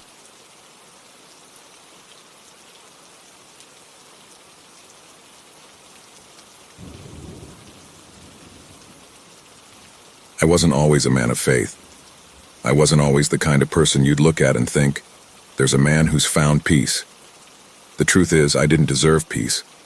I didn't deserve redemption. I had done things in my past. Horrible things. Things that I've never spoken of, never confessed to anyone. I thought if I buried them deep enough, I could escape. I could forget. But God doesn't let you forget. He doesn't let you hide. That's how I found myself in the small town of Westbrook, working under Pastor David. He was the kind of man everyone trusted, the kind of man who made you believe in something good, something pure. I thought if I worked alongside him, if I stayed close, maybe, just maybe, I could bury the person I had been. I could push the darkness far enough away that it would never catch up. At first, it was exactly what I wanted. The work was simple. Helping around the church, managing the community programs, running errands. I stayed in the background, never drawing attention to myself. Pastor David never pried into my past. I told myself that he had no reason to. But one night, everything changed. It started as a normal evening. Pastor David and I were about to head to bed after a long day of helping with the church service when the phone rang. The call came from a woman, frantic, almost breathless. Her daughter, Emily, was acting strange. They believed she was possessed. I didn't know what to think. Possession wasn't something I had ever experienced, but Pastor David was a seasoned man of God. He had dealt with demons before, or so I had heard. I was young and naive, and I thought maybe this was a chance for me to truly see faith in action. I could watch Pastor David perform an exorcism. I could finally see what it meant to confront the darkness that had always threatened to consume me. Pastor David wasted no time. He told me to grab my coat and we were out the door. The house we arrived at was old, ancient even. It creaked in the wind and the lights flickered like a bad omen. I felt the weight of the place before we even stepped inside. Something was wrong. You could feel it in your bones. Emily's mother led us upstairs, her face pale, her eyes wide with panic. She didn't need to say much. Her expression told the whole story. Something had happened to her daughter. She didn't know how to help her, but Pastor David seemed calm, collected. He knew what he was doing. When we entered Emily's room, I froze. She was sitting in the center of the bed, her body twisted unnaturally. Her limbs were bent in impossible angles, and her skin looked stretched too tight over her bones. Her hair hung in matted tangles around her face, but her eyes, those eyes, were the worst part. They were entirely white. There was no iris, no pupil, just empty, endless void staring back at me. Emily's head jerked up when we entered, but it wasn't the normal motion of a person. It was unnatural, wrong. Her body seemed to follow her head like a puppet on strings, her limbs jerking as though they weren't quite connected to her. And then she spoke. "I've been waiting," Emily whispered, but her voice wasn't hers. It was deeper, like a growl, a guttural sound that didn't belong in her small frame. It was the voice of something else, something ancient. Pastor David stepped forward, his voice strong and sure, as he began to read from his Bible. "In the name of the Father, the Son, and the Holy Spirit, I command you to leave this child." But Emily didn't seem to react. Instead, her head tilted to the side, and I felt a cold chill sweep through the room. It wasn't just the cold of the night air outside. It was something much worse, something hungry. Then she smiled. The smile was wide, too wide. Her lips stretched back, revealing teeth that were far too sharp. Too many teeth. The grin was almost mocking. And then her eyes found me. "Matthew?" Emily hissed. My name hung in the air like a curse. How did she know my name? I had never told anyone here about my past. I had never mentioned it to Pastor David. It wasn't something I was proud of. It was the kind of thing you bury and never speak of again. But Emily, or whatever was inside her, knew. "Matthew," she said again, the words dripping with malice. "You've been hiding, haven't you? Hiding from what you did. But I can see it. I can see everything." I felt the blood drain from my face. My breath caught in my throat. She couldn't know. No one knew about the alley. No one knew about the man I had hurt, the one I left to die. The memories came flooding back in a wave of terror. I could see the flickering light of the street lamp, the way the man had stumbled toward me, his pleading eyes, the way I had. "No," I whispered, barely able to form the word. "You're lying, you're lying." But Emily only laughed. The sound was wrong, distorted. It echoed in my ears. "You can't hide, Matthew," she said. "I've seen it all. I saw you. I saw the blood. I saw the fear in his eyes as you." I couldn't breathe. I wanted to run, to scream, but I couldn't. I was paralyzed. And then she turned her gaze to Pastor David. I don't know why, but something inside me told me that it wasn't over, that it wasn't just about me. There was more to this. I didn't know what was going on, but I could feel the walls closing in. Emily's voice softened as though she were savoring the moment. "But you, David, you're the real monster here." Pastor David's face drained of color. His lips trembled. He dropped the Bible to the floor. I had never seen him so vulnerable, so broken. "You've been hiding too, haven't you?" Emily's smile stretched wider.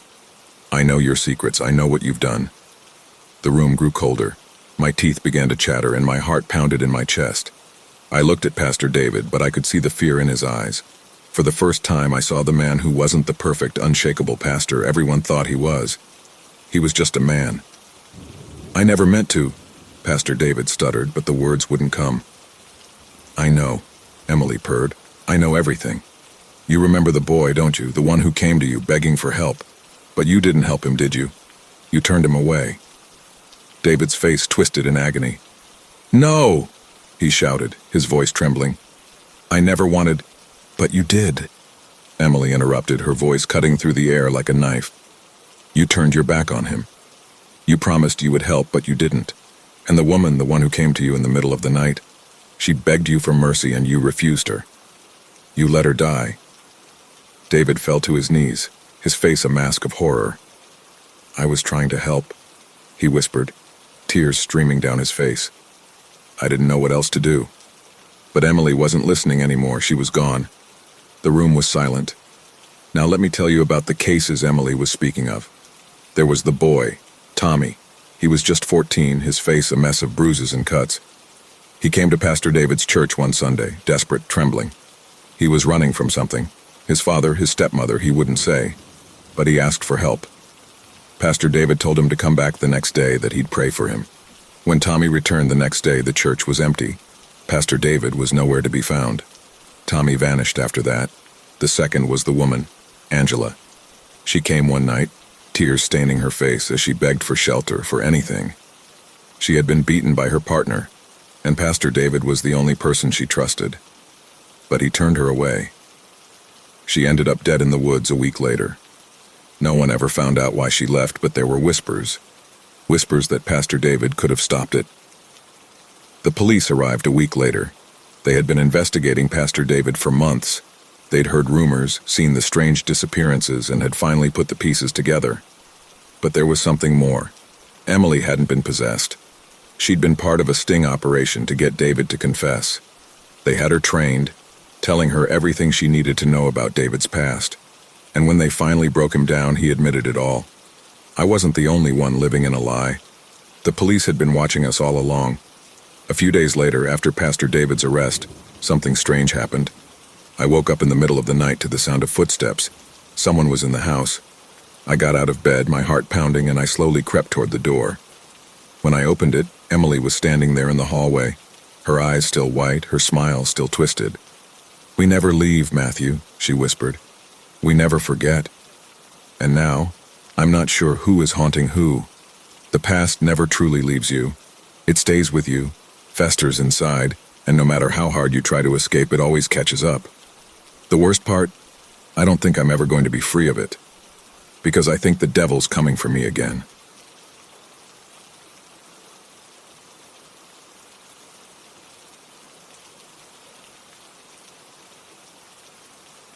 Hi there. If you're listening this, I really could use your help. As you've probably gathered from the header, I'm stuck in a parking structure like the ones you find at a mall or a college. I know it sounds strange, they have exit signs and they're not exactly complicated structures, but this is different. It's difficult to tell how much time has passed, but my phone says it's February 2nd. That means I've been in here for almost 3 days now. 3 days ago on the 30th, I had a very important interview. I work for a fairly prestigious tech company, and the position I'm going for would almost triple my salary. Not surprisingly, I was incredibly nervous and anxious about it. I'm great at my job, but I'm terrible at speaking. This wouldn't be the first interview I've blown just by coming off as weird or awkward. For weeks, ever since I found out about this opportunity, it took up all the space in my mind. I started having nightmares about it, which created a sort of self-perpetuating loop. I worried the interview would go poorly, which stopped me from sleeping well, which made my performance at work worse, which made me worry more about the interview. It got pretty bad, honestly. But the night before the interview, the night of the 29th, I didn't have a nightmare. I mean, I thought it was a nightmare at first. It looked just like the other nightmares I had been having. But it was different. In the dream, I was in an ornate office, one that clearly belonged to someone important. I was sitting in a comfortable chair in front of an intimidating desk made of dark polished wood. At the desk sat a middle-aged man with a wide grin. He looked just like any business professional you would imagine, save the air of hunger laced in both his gaze and his smile. I could see out the window of the room, but there was nothing outside. Not as in there was nothing interesting or it was mundane. I mean, outside of the room was nothing, just darkness. You see, I had similar dreams before. Normally at this point, the man, who I knew to be someone important in my dream, would tell me I'm fired or I didn't get the job. Something along those lines. But for a long time, he just looked at me. I felt words form in my throat, nervous, rambling explanations of why he should hire me, but he cut me off before they left my mouth. "Do you want to succeed?" His voice was odd. It shifted pitches and tones seemingly at random. It sounded like every word he spoke was an impression of a different person. His mouth was strange, too. It moved far more than it should have. When it opened to speak, his jaw moved too far. His lips were too animated. Still, I couldn't handle the anxiety I'd been experiencing anymore, so I told him the truth. Yes.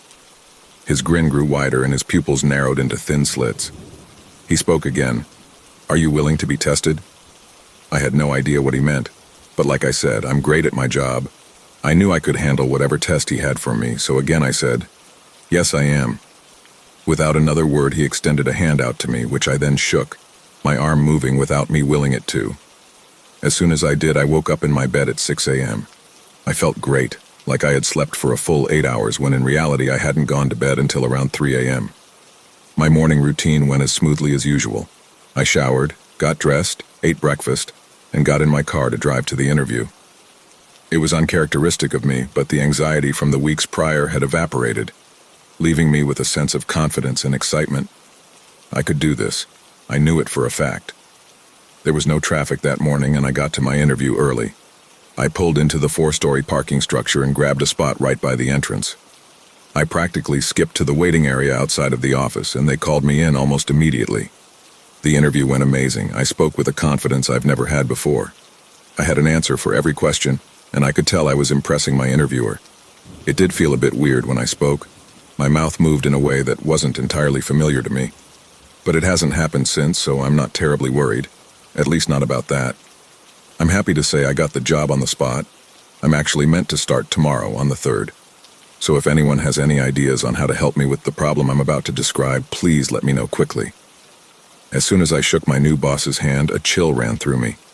My confidence left me and I could feel my knees buckling like they usually do in high-pressure situations. But I didn't let that bother me. If anything, it gave me a feeling of triumph, like I was gloating. I had cheated my nerves and now it was too late for them to ruin this for me. I was ready to go home and relax for the first time in weeks. I got in my car with a smile on my face and backed out of my parking spot, not yet noticing how dark it had gotten outside. I had parked on the 4th floor. The building connects directly to the parking structure, and this was the nearest spot to where my interview had been. Honestly, it was a small miracle that the spot hadn't been taken earlier. I started my drive, following the exit signs that pointed me left and then down, then left and down again. This kept on for 20 minutes. I stopped the car for a bit to gather myself. My line of thinking was that I had been numb to my nerves earlier, and they were catching up to me now. I figured I would park again and wait for someone to leave the building so I could either ask for directions or just follow them out, but no one came. An hour went by, then 2, then 3. At this point I had had enough, so I got out of my car. Rows and rows of cars lay ahead of me. Behind me were both the ways up and down. The air felt incredibly humid and heavy, almost foggy. There was a sign on the wall labeled, "Floor -12. I stared at it for a while, not sure if this was a joke or if someone had made a mistake. I figured I had been driving down for a while, so I'd walk back up a floor or two just to see if maybe I could find someone. As I did, I could hear scraping coming from somewhere above me. The noise echoed down the concrete halls. I called out nervously, "Hello?" The word bounced off the walls and floors as it ascended the parking complex. The scraping stopped, and the world went dead silent for a singular moment that lasted an eternity. Then, the air was filled with the most bone-chilling scream I had ever heard. Footsteps rang out loudly from above. They were headed towards the ramp leading to the next floor, to me. I don't know who or what that was, but I had no interest in finding out. So I ran to my car and pulled out of the parking spot, nearly flooring the gas pedal as I resumed my descent. In my mirror I saw it, a huge, spindly, pale gray humanoid thing chasing after me with lopsided strides. The best word I can describe it with is crooked. Its limbs twisted and curved like gnarled tree roots. I'm not exaggerating when I tell you that I watched this monster in my rearview mirror pick up a sedan and throw it at my car. Luckily, it missed and the sedan smashed into a support column to my left. I drove as fast as I could without flipping my car on the sharp turns until I felt comfortable enough to slow down. It must have been 50 floors lower than where I started. I followed the signs that still somehow read, "Exit," in glowing red letters, and so down I went, hoping that I would find the exit at some point. I can't turn around not knowing that thing is somewhere back there. And that has been the last 3 days for me, driving deeper and deeper into this never-ending cage. I keep a case of water bottles in my trunk and I have trail mix and beef jerky to last me a while, but I really am starting to panic. I have a charger for my phone that I'm using to type this out. But what happens when I run out of gas? I won't be able to charge my phone, and worse, I'll be stuck outside and moving much slower. I shudder at the idea of that thing catching up to me. Some of you may be asking, why not just get out of the car and go over the side of the parking structure? I already tried that. Just like in my dream, there is nothing outside of this place, only inky blackness. All I can see looking either up or down are endless levels of the same parking structure. I also want to note that until floor -302, the parking spots had all been chock full of other cars. But now I only see one or two occasionally. Things are getting worse and I'm starting to think I'm not the first person this has happened to. I drove by a dark green Jeep Wrangler the other day with a massive hole through the windshield. Shattered glass and stale blood littered the inside. The door hung open, and a trail of dry blood led away from the car, trailing off towards the edge of the floor, towards the darkness. I can't tell if the non-stop driving is getting to me, or if I'm losing my mind, but I keep seeing things. As I'm driving, I'll occasionally see a figure peeking out from behind a corner or a column in the edge of my vision. But when I turn to look, there's nothing there. I hear noises occasionally, too. Not the scraping usually, but sobbing. I can hear faint sobs echoing through this place, but I can't tell if they're coming from above or below me. Even the air in here acts strangely, changing rapidly from cold to hot. The air conditioning in my car has helped with this, but again, what happens when I run out of gas? So as you can see, I'm in a bit of a conundrum currently. I'm trying my best to stay optimistic, but it's difficult and I feel like I'm at the end of my rope. My low fuel light came on not long ago and I'm freaking out a little. If you're listening this, could you please help?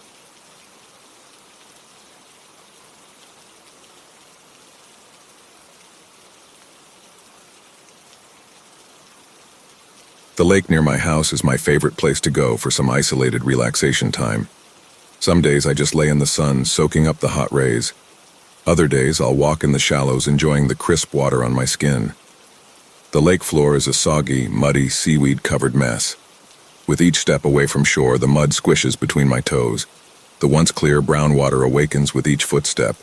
Glittering specks explode from the floor, forming a dust storm of lake bottom muck and algae. The lake floor gives some people the heebie-jibes, but not me. The mystical muck reminds me of my childhood, when I was naive to germs and viruses, back when I simply wanted to interact with nature. The lake bottom floor had so much to hide. I found some of my most favorite rocks hidden amongst the seaweed where so many feared to venture. Once I even found a fossil. It was a simple shell outline on a small rock. I treasure that little fossil. The muddy bottom does have its treacherous secrets, though. I've accidentally stepped on a large snake while wandering around the lake's depths. Another time I kicked the largest snapping turtle. It felt like I had kicked the side of a building. Luckily, the turtle swam away upon impact instead of choosing to battle it out. A battle I would have surely lost. You do not want to mess with a Canadian snapper. A blue heron sounds above me, pulling me out of my reminiscing. I admire its wingspan and walk mindlessly forward, following the flight path of the shrinking bird. Sharp. It hurts. Instincts kick in and I yank my right foot out of the water, screaming a prolonged fuck. I clench my ankle between my hands and pull my foot upwards to better see the cause of my extreme pain. There is a long, deep cut that travels from my toes to my heel. Layers of my skin have been sliced open, exposing my muscles and veins. I scream. It echoes across the empty lake. Blood spits from my foot as I struggle to maintain my balance. The pain is so sharp. I grit my teeth tightly while trying to put pressure on my wound. I stare around frantically in search of a place to sit to better analyze the cut. Alas, I'm knee-deep in a dirty lake with a huge cut on my foot.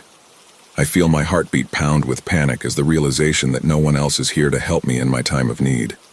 Of course, no one else is here. This is my space of solitude where I come to relax. Fuck, this would happen to me. I mutter between sharp pain-fueled inhales. I decide the best course of action is to hop towards shore while keeping my injured foot elevated in my hands. Without a second thought, I take a small, calculated hop towards shore. Immediately, I vomit my salad lunch when my left foot slams down onto another sharp object. The familiar sensation of my flesh being cut wide open floods my brain with despair. I feel something collide hard into the bones of my feet. I fall sideways in pain. Water splashes around me as I sink downwards. My screams of pain are lost in the water submerging me. Air leaves my mouth, forming large bubbles that rush to the surface. My shoulders make an impact with the lake floor. Both my feet are gushing with blood, leaving painted streaks of red in the murky water. As I collide with the bottom of the lake, a series of deep cuts slice deep into my shoulders. Blood floats upwards all around me as fast as it pours from the slices across my shoulders.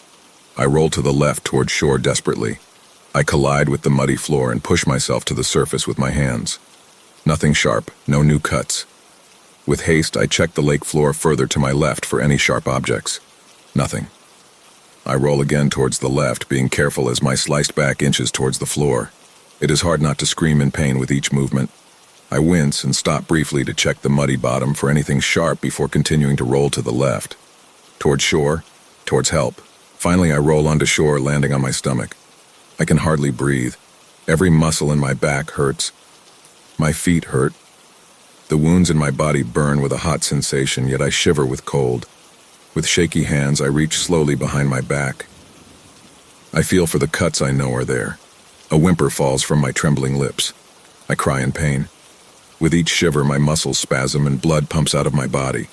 I can feel lake dirt grinding in my wounds with each of my movements.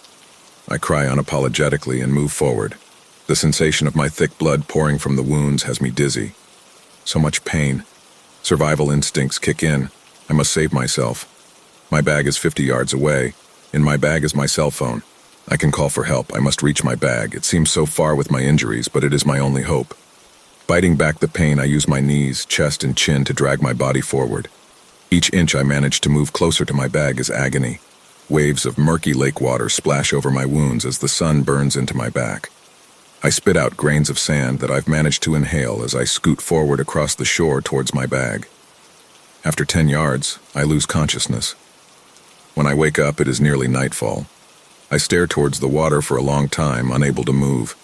I feel numb. I know my bag is still so far from my reach. I know I've lost a lot of blood.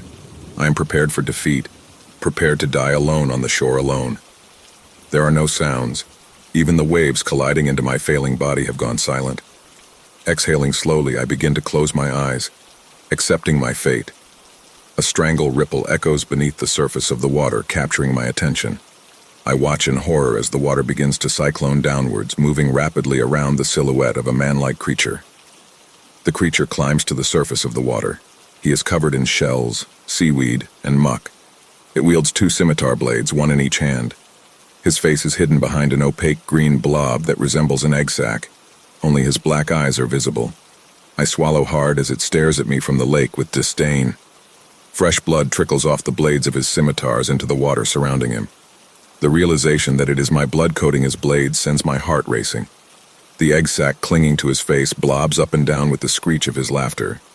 He mocks me as I lay helpless like a fillet fish on the shoreline. Abruptly, he stops laughing and stomps towards me. Somehow the expression on his blob-covered face is frightening without obvious features of the bone structure below. With each stomp forward, his face jiggles. His eyes narrow, his gaze zoned in on me. His large leather-worn boots fall heavily as he steps onto the shore. His boots are covered in layers of muck and zebra mussels. The smell they are emitting is grotesque. I throw up all over his large boots. He kicks the mess back at me, unloading years of disgust all over me. Some of the mess splashes into my fresh wounds, making me yelp in agony. Again, the creature laughs. My vision is blurred from the mess. I stare up at him, begging for mercy as he raises both the scimitars above his head. The blades create an X over top of him. His tattered poet shirt tightens around his biceps as he holds the heavy weapons over top of his enormous frame. Water drips from his soaked clothing as he yells up at the gods before slamming the blades downwards at me. The blades sink into the sand an inch from my gaze. I can see my horrified expression in the steel. I watch with defeat as the creature drops to his knees in front of me.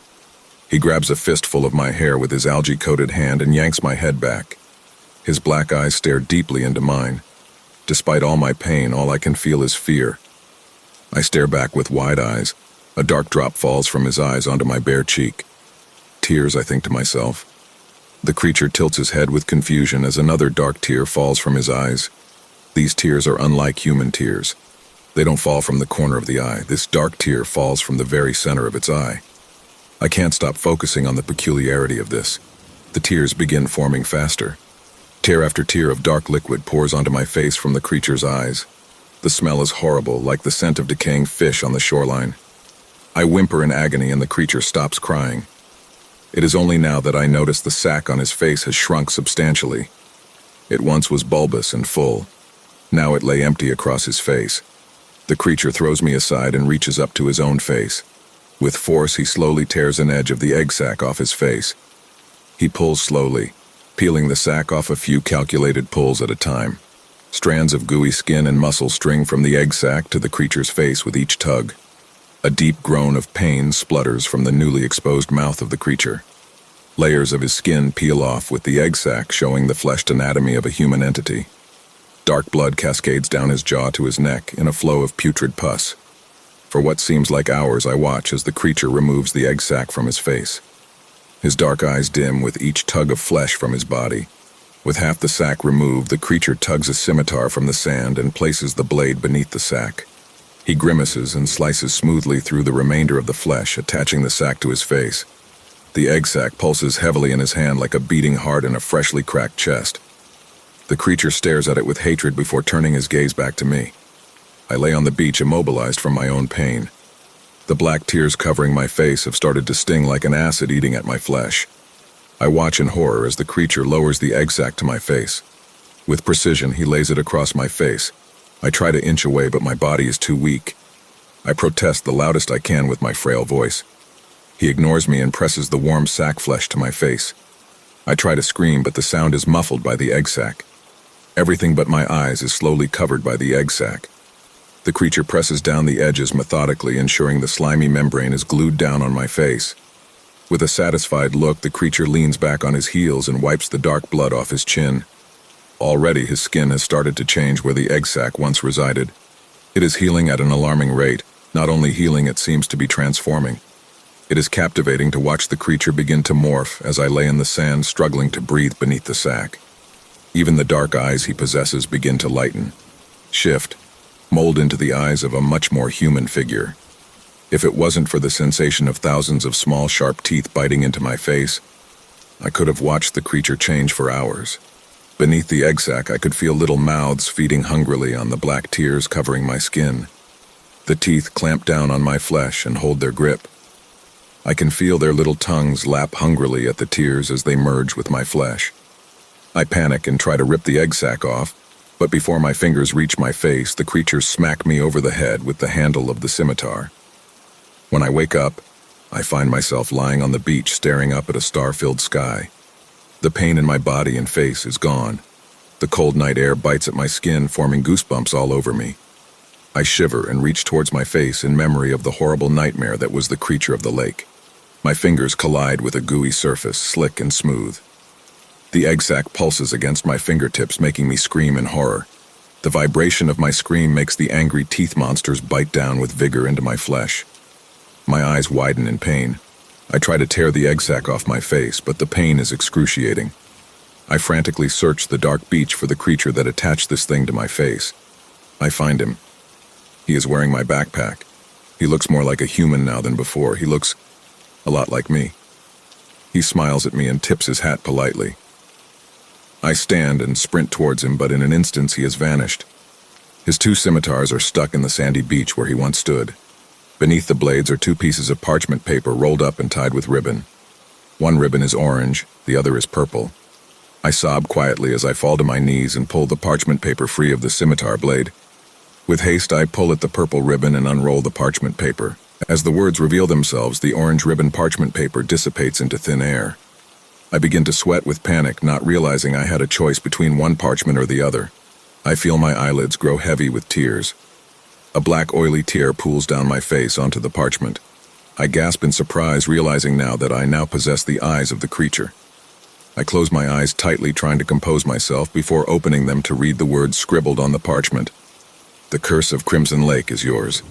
For the next 100 years you will house the creature, protect the creature, and feed the creature. Those who visit Crimson Lake and utter the words, "Wouldn't it be scary if," are those who offer themselves to be feasted upon. Thank you for your service and your damned soul. My heart pounds beneath my chest as I read the words over and over.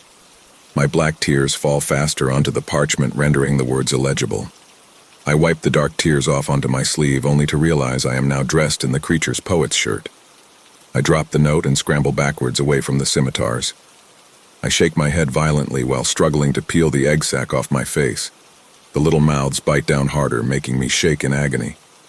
In the reflection of the blades, I see myself. The egg sac is large and full on my face, revealing only my dark eyes. My black tears have stained the white poet's shirt. I am wearing muck-covered boots and tattered slacks. I am horrifying. All individuality I once held has been stripped and replaced with the creature. He is me. I am him. I feel like I may throw up, but a series of little voices come from the egg sac telling me I better not. For some reason, I listen. The voices then encourage me to go into the lake. I listen as if my being is being controlled. The little voices tell me to walk deeper into the lake until I am completely submerged. I oblige. Beneath the weight of the water, the egg sac provides me oxygen to breathe. The little mouths release their deep bites on my face, ever so slightly rewarding me for my servitude. The scimitars are in my fists. I don't remember picking them up. In unison, the thousands of mouths hum a majestic melody that forces me into a sleep-like trance. I lay down on the muck bottom of the lake and stare upwards towards the surface with my dark eyes. The mouths continue to hum, keeping me locked in a sleep-fueled state. I am helpless. My body feels at peace as the little voices hum. I lay in place for months in the muck at the bottom of the lake, slowly being covered by sediment and algae, breathing methodically into the egg sac as the little mouths sing to me in unison. Many visit the lake. Blissfully unaware, I am cursed and lulled into a sleep-like trance beneath their swimming bodies. That is until one fateful day, a lone couple floated above me in large inner tubes. Their limbs hang over the edge of their tubes lazily, their fingers and toes playing with the surface of the water. The woman has beautifully manicured purple nails that sparkle beneath the water when her toes dive beneath the surface. The male is less polished and kicks his feet heavily at the water, making large splashes. The two float for over an hour, flirting with one another as the sun bakes them slowly. I begin to grow bored of their company when the woman says to the man, "Wouldn't it be scary if a shark attacked us?" The little mouths scream in unison against my face. My body begins to contort. It hurts not only me, but the egg sac too. We all scream as my body twists and convulses. I grow gills, a tail, and rows of teeth. My body stretches and grows until I take the form of a giant great white shark. The egg sac clings to my chin and the little voices grunt in one orchestrated tune, feast on their flesh. I do as I am told and swim rapidly up to the surface. The woman is who I attack first, biting and tearing at her right leg until it is free from her body. Their screams tug at the human consciousness left in me. But the little mouths tell me to feed more. They are starving. With my many rows of teeth, I spend the next hour devouring the couple, ripping body part after body part from their torsos. When I finish feasting, the only thing left of them is their crimson-colored blood staining the lake. The little mouths begin to hum again, satisfied with their meal. I swim to the bottom of the lake and my body slowly transforms back into my human state, with the egg sac covering my face once again. The little voices thank me for my service and sing me back to my sleep-like trance. I stare up at the stained red lake water and watch and marvel as their blood moves with the waves. My stomach looks like a beer gut, full of the meal I just devoured. I can taste their copper-flavored blood on my tongue. It repulses me. The little mouths tell me to hush and coo me into a sedated state. From what I understand, this is my curse. To lay here until I am freed or the curse ends. The little mouths are my master and I their vessel to control. This is the curse of Crimson Lake. Wouldn't it be scary if...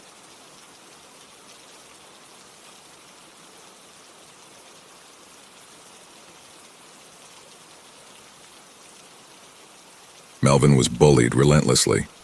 At times it felt like the almost comical youth ultraviolence seen in the books of King and Burgess. The older kids would throw rocks at him, yank his hair, drag him around by his unfortunately large ears, and throw him into the mud bank on the edge of the football field. Not too long ago, they set fire to his locker. I never knew who exactly did it, but that was the rumor I heard while waiting in the fire assembly out in the rain. Melvin was an easy target. He was thoroughly overweight, had pasty skin the color of bacon fat, and smelled of something I don't care to mention. His nose looked like an invisible hand was pulling his nostrils firmly upwards, and his hair was a shade of beester with the texture of wet straw. He should be wearing glasses, but they'd only ever last a day, and Medicaid can only go so far. The worst bit was that he didn't have the smarts to make up for it. It wasn't like he was some quiet academic who'll eventually one-up his bullies, not through violence but through success. In class, he was a failure. It wasn't all his fault, though.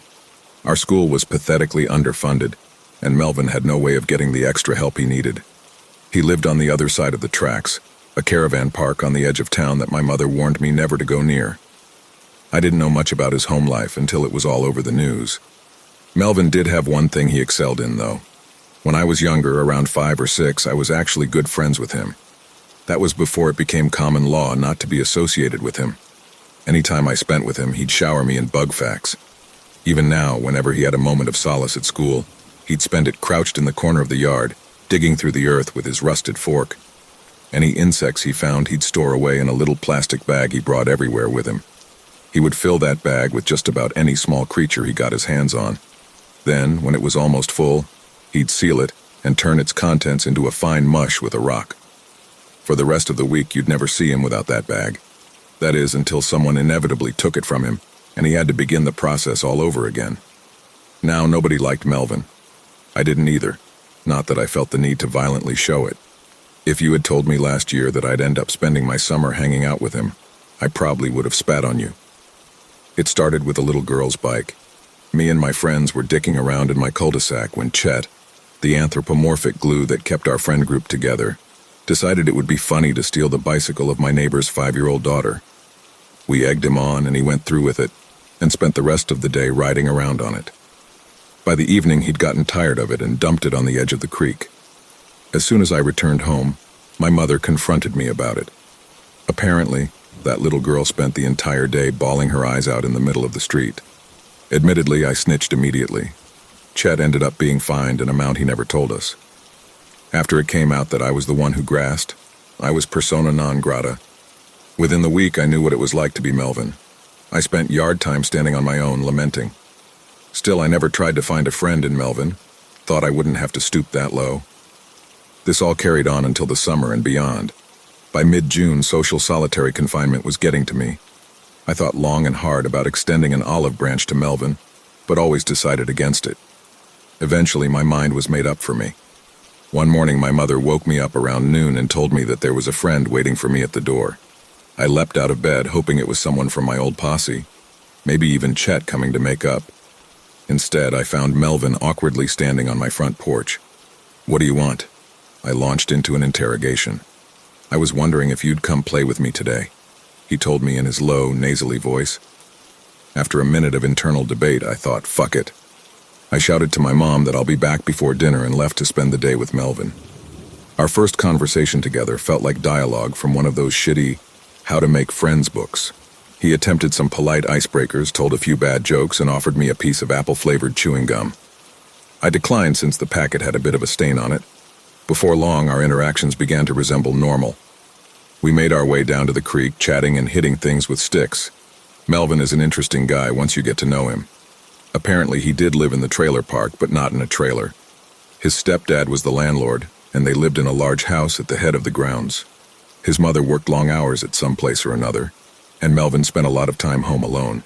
As we were talking and traversing our way over a moss-covered log, Melvin suddenly squealed with delight and pointed at something I couldn't see. He jumped from the felled tree and dropped to his knees, scrounging around in the mud.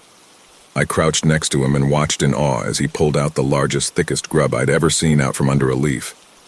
"Whoa, man, that's disgusting." "Cool," I yelled. Melvin held the grub uncomfortably close to his lips as he gazed longingly at it. Eventually, he snapped out of the trance and with his free hand rummaged around in a fanny pack. He pulled out a plastic Ziploc bag filled with a rancid paste of crushed invertebrates. He opened it with his teeth and gently placed the grub inside of it. He zipped it up again and stuffed it back inside of his pack. "Why do you do that?" I asked him bluntly. "Do what?" Melvin replied. "You know," I answered, "that thing you always do, with the plastic bags and the insects." Melvin shrugged earnestly, and that was the last we talked on that subject. This became my summer routine. Almost every other day, I'd spend hours hanging out with Melvin, usually down at the creek. I made sure, as best I could, to not be seen by any of my old friends.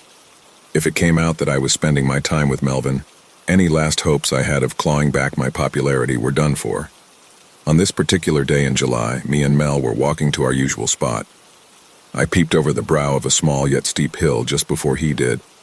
I quickly dropped to the ground when I saw Chet and a few others on the other side, making their way towards us. I scurried backwards and pathetically took off running past Melvin and across to the other side of the clearing. Panting, I glanced from behind the tree I was using as my hiding place.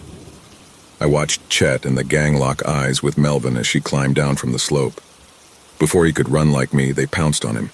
I carried on watching, and they buried his face into the mud, stamping on his hand and pinching his neck. I turned around and walked back home. I didn't see Melvin for a few days after that. When he did finally turn up at my door again, he had a black eye and a swollen lip. I stupidly asked him, "Are you okay?" and left it at that. I didn't bother apologizing. I didn't think there was anything to say sorry for at the time.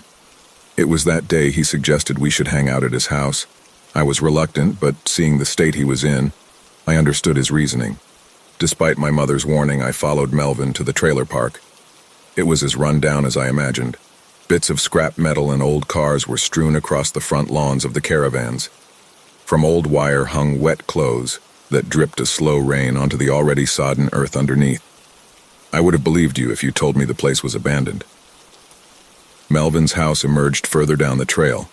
It was an infancy bungalow, although it at least had a fresh lick of paint. Tacked onto the side of it was a small reception. Melvin informed me both of his parents were working. His father owned the source of the low rent, that being the dump next to the trailer park. He admitted that he didn't know where his mother worked, but that she was out all day, most days. The first thing I noticed was the dust. Every surface in his house was covered in a thin skin of dust and cobwebs. The place smelled strange.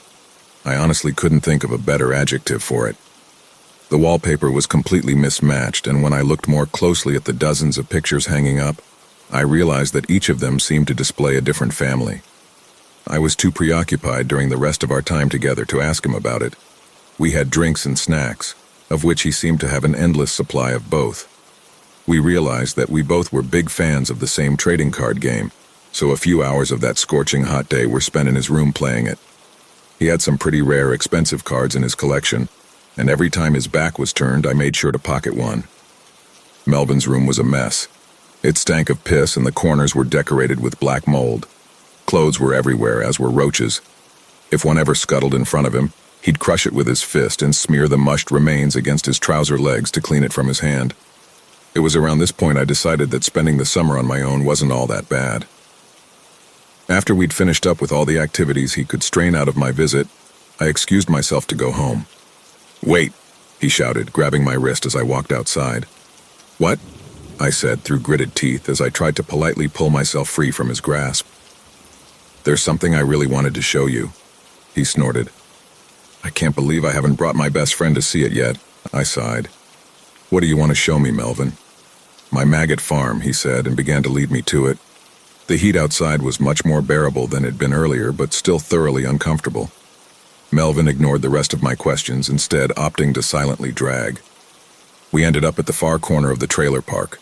There was a few yards of lame forest cover between the edge of the trailer park and the corrugated iron fencing of his dad's dump yard.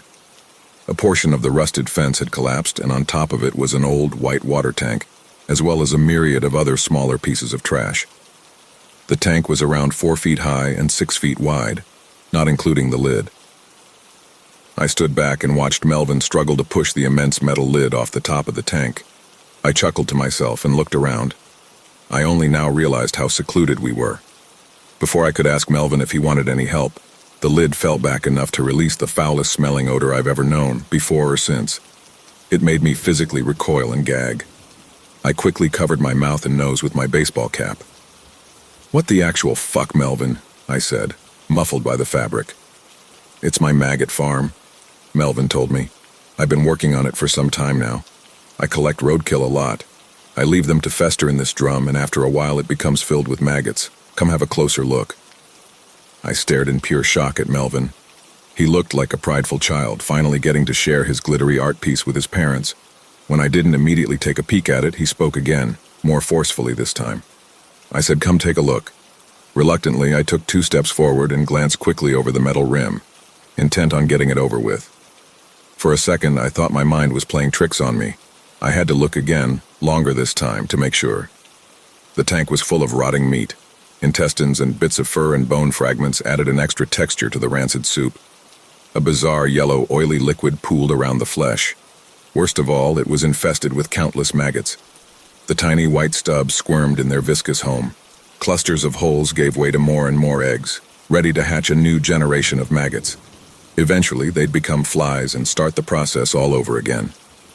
"Melvin, that has got to be the most disgusting thing I've—" Before I could finish, Melvin swung a discarded tire iron into the back of my head. My world turned to nothing and I crumpled to the ground. I woke up an unknowable amount of time later. It could have been hours, more likely a few minutes. It was pitch black. Total, absolute darkness. I took a deep breath in and instantly knew where I was. I tried to stand up, but my head hit the inside of the lid. I slipped in the swirling stew of rot which rose up above my waist and fell. Some of it went in my mouth. I gagged and threw up, adding my vomit to the concoction. The smell was so foul it burned away the hairs in my nostrils. I began to feel the minuscule tearing bites of the maggots. It was like a swarm of gnats. I writhed around, imagining my unseen attacks burrowing into my skin and laying eggs. My head still hurt like hell. It took me a while to realize what had happened. In my state of panic, the first thing I checked were the cards in my back pocket. I figured they'd be ruined now, stained and soaking beyond any recognition. I felt for them, but they weren't there. I started to bang on the steel walls of my prison, screaming and hoping that someone would hear me. No one did. My foot brushed against a firm hunk of meat somewhere on the far side of the tank, and I recoiled, making myself as small as possible, curling up into a fetal ball of fear. I'd never been more afraid in my life. My cousin told me about sniffing glue, and not that long ago I tried it for myself. The gases coming from the rot had a similar effect. I could feel my brain cells dying. Eventually, I was able to form a cognitive thought. That was that I should try to chip away at the patches of rust that lined the inside of the tank. I felt around directly in front of me for something that could be used as a tool. I imagined I'd find a sturdy piece of bone, but I found something far different. It had a metallic center and 2 rigid strips of fabric attached to either side. It was a watch. I held it up and felt around in the darkness for the buttons. I pressed one and all it did was beep. I'm sure that had some effect, but nothing of use. I pressed another one and likewise all it did was beep. The third, however, triggered the small digital display light. In the brief second of vision it caused, I saw that there was someone else in here with me. I froze. My constant state of thrashing, caused by the maggots penetrating my skin, stopped. With a shaking hand, I pressed the LED on again, holding it down this time. Sitting across from me was Melvin. He was naked, or at the very least, didn't have his shirt on. He was watching me with content eyes. He smiled when he knew that I'd seen him. I realized that the piece of meat my foot brushed against minutes before was his leg.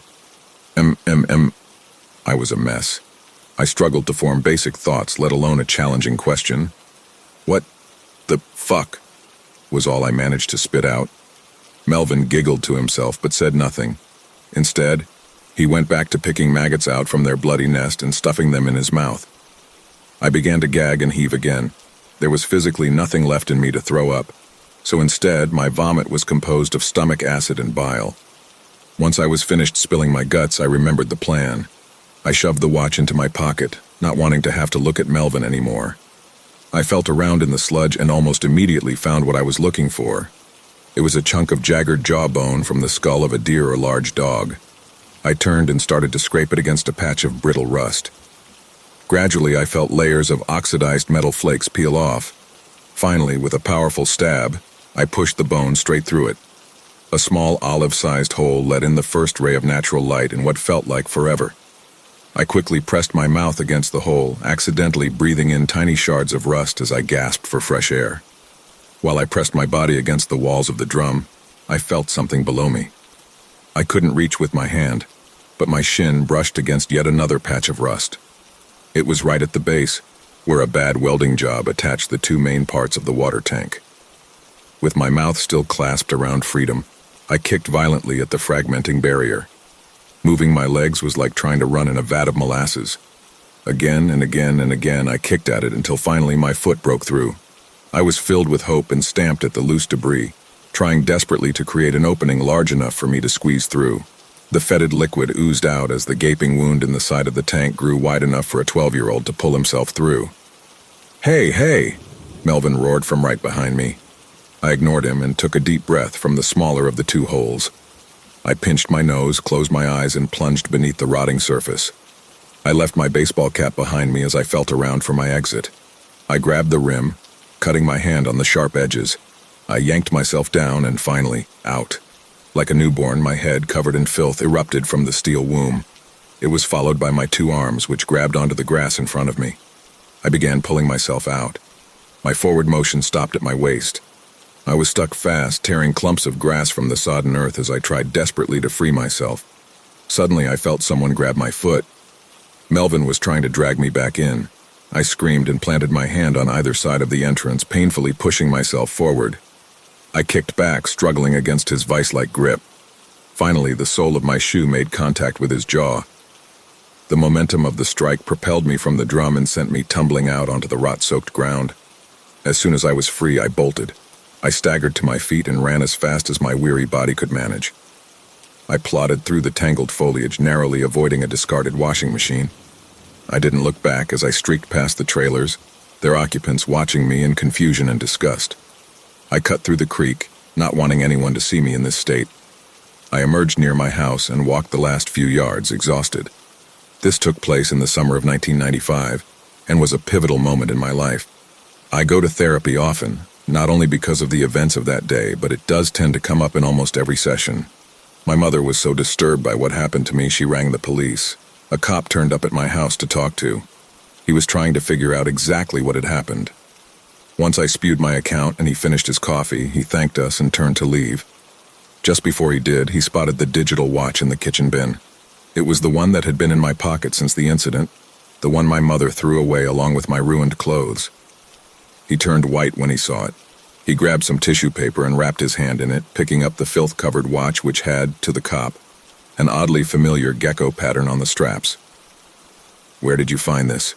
he said in a low, worrying voice. I told him that I was the watch I mentioned in my account, the one I found in the maggot farm. My parents never told me what happened next. It was to protect me, I suppose. A day later, it was plastered all over the local news that a small business owner and dedicated family man, who I realized was Melvin's dad, had been arrested. Anytime it was mentioned, my mother would quickly turn the channel over. As far as I could remember, I never saw Melvin again. He stopped showing up to school, and the prevailing theory was that he'd been made to live with his aunt the state over. Not that I could talk to any about it, as in Melvin's absence, I became the new punching bag for anyone with a broken home life for the rest of middle school. I'm 42 now and have kids of my own, a boy and a girl aged 6 and 8. I moved away from my hometown long ago, and now live a quaint, happy life. Recently, my brother visited and told me about a Facebook group he recently joined that was dedicated to my old school. Yesterday evening, I sat down with my kids to show them what I had to put up with, and to get a nice dose of nostalgia. The most recent post was about a boy I didn't recognize, but soon remembered was the younger brother of my old friend Simon. A few days ago was the 30th anniversary of his disappearance. The comments were filled with outpourings of sympathy and reminiscing. I looked at the photo and then at my son. As a parent, hearing about these sorts of stories really strikes a nerve. I studied the boy in the picture while my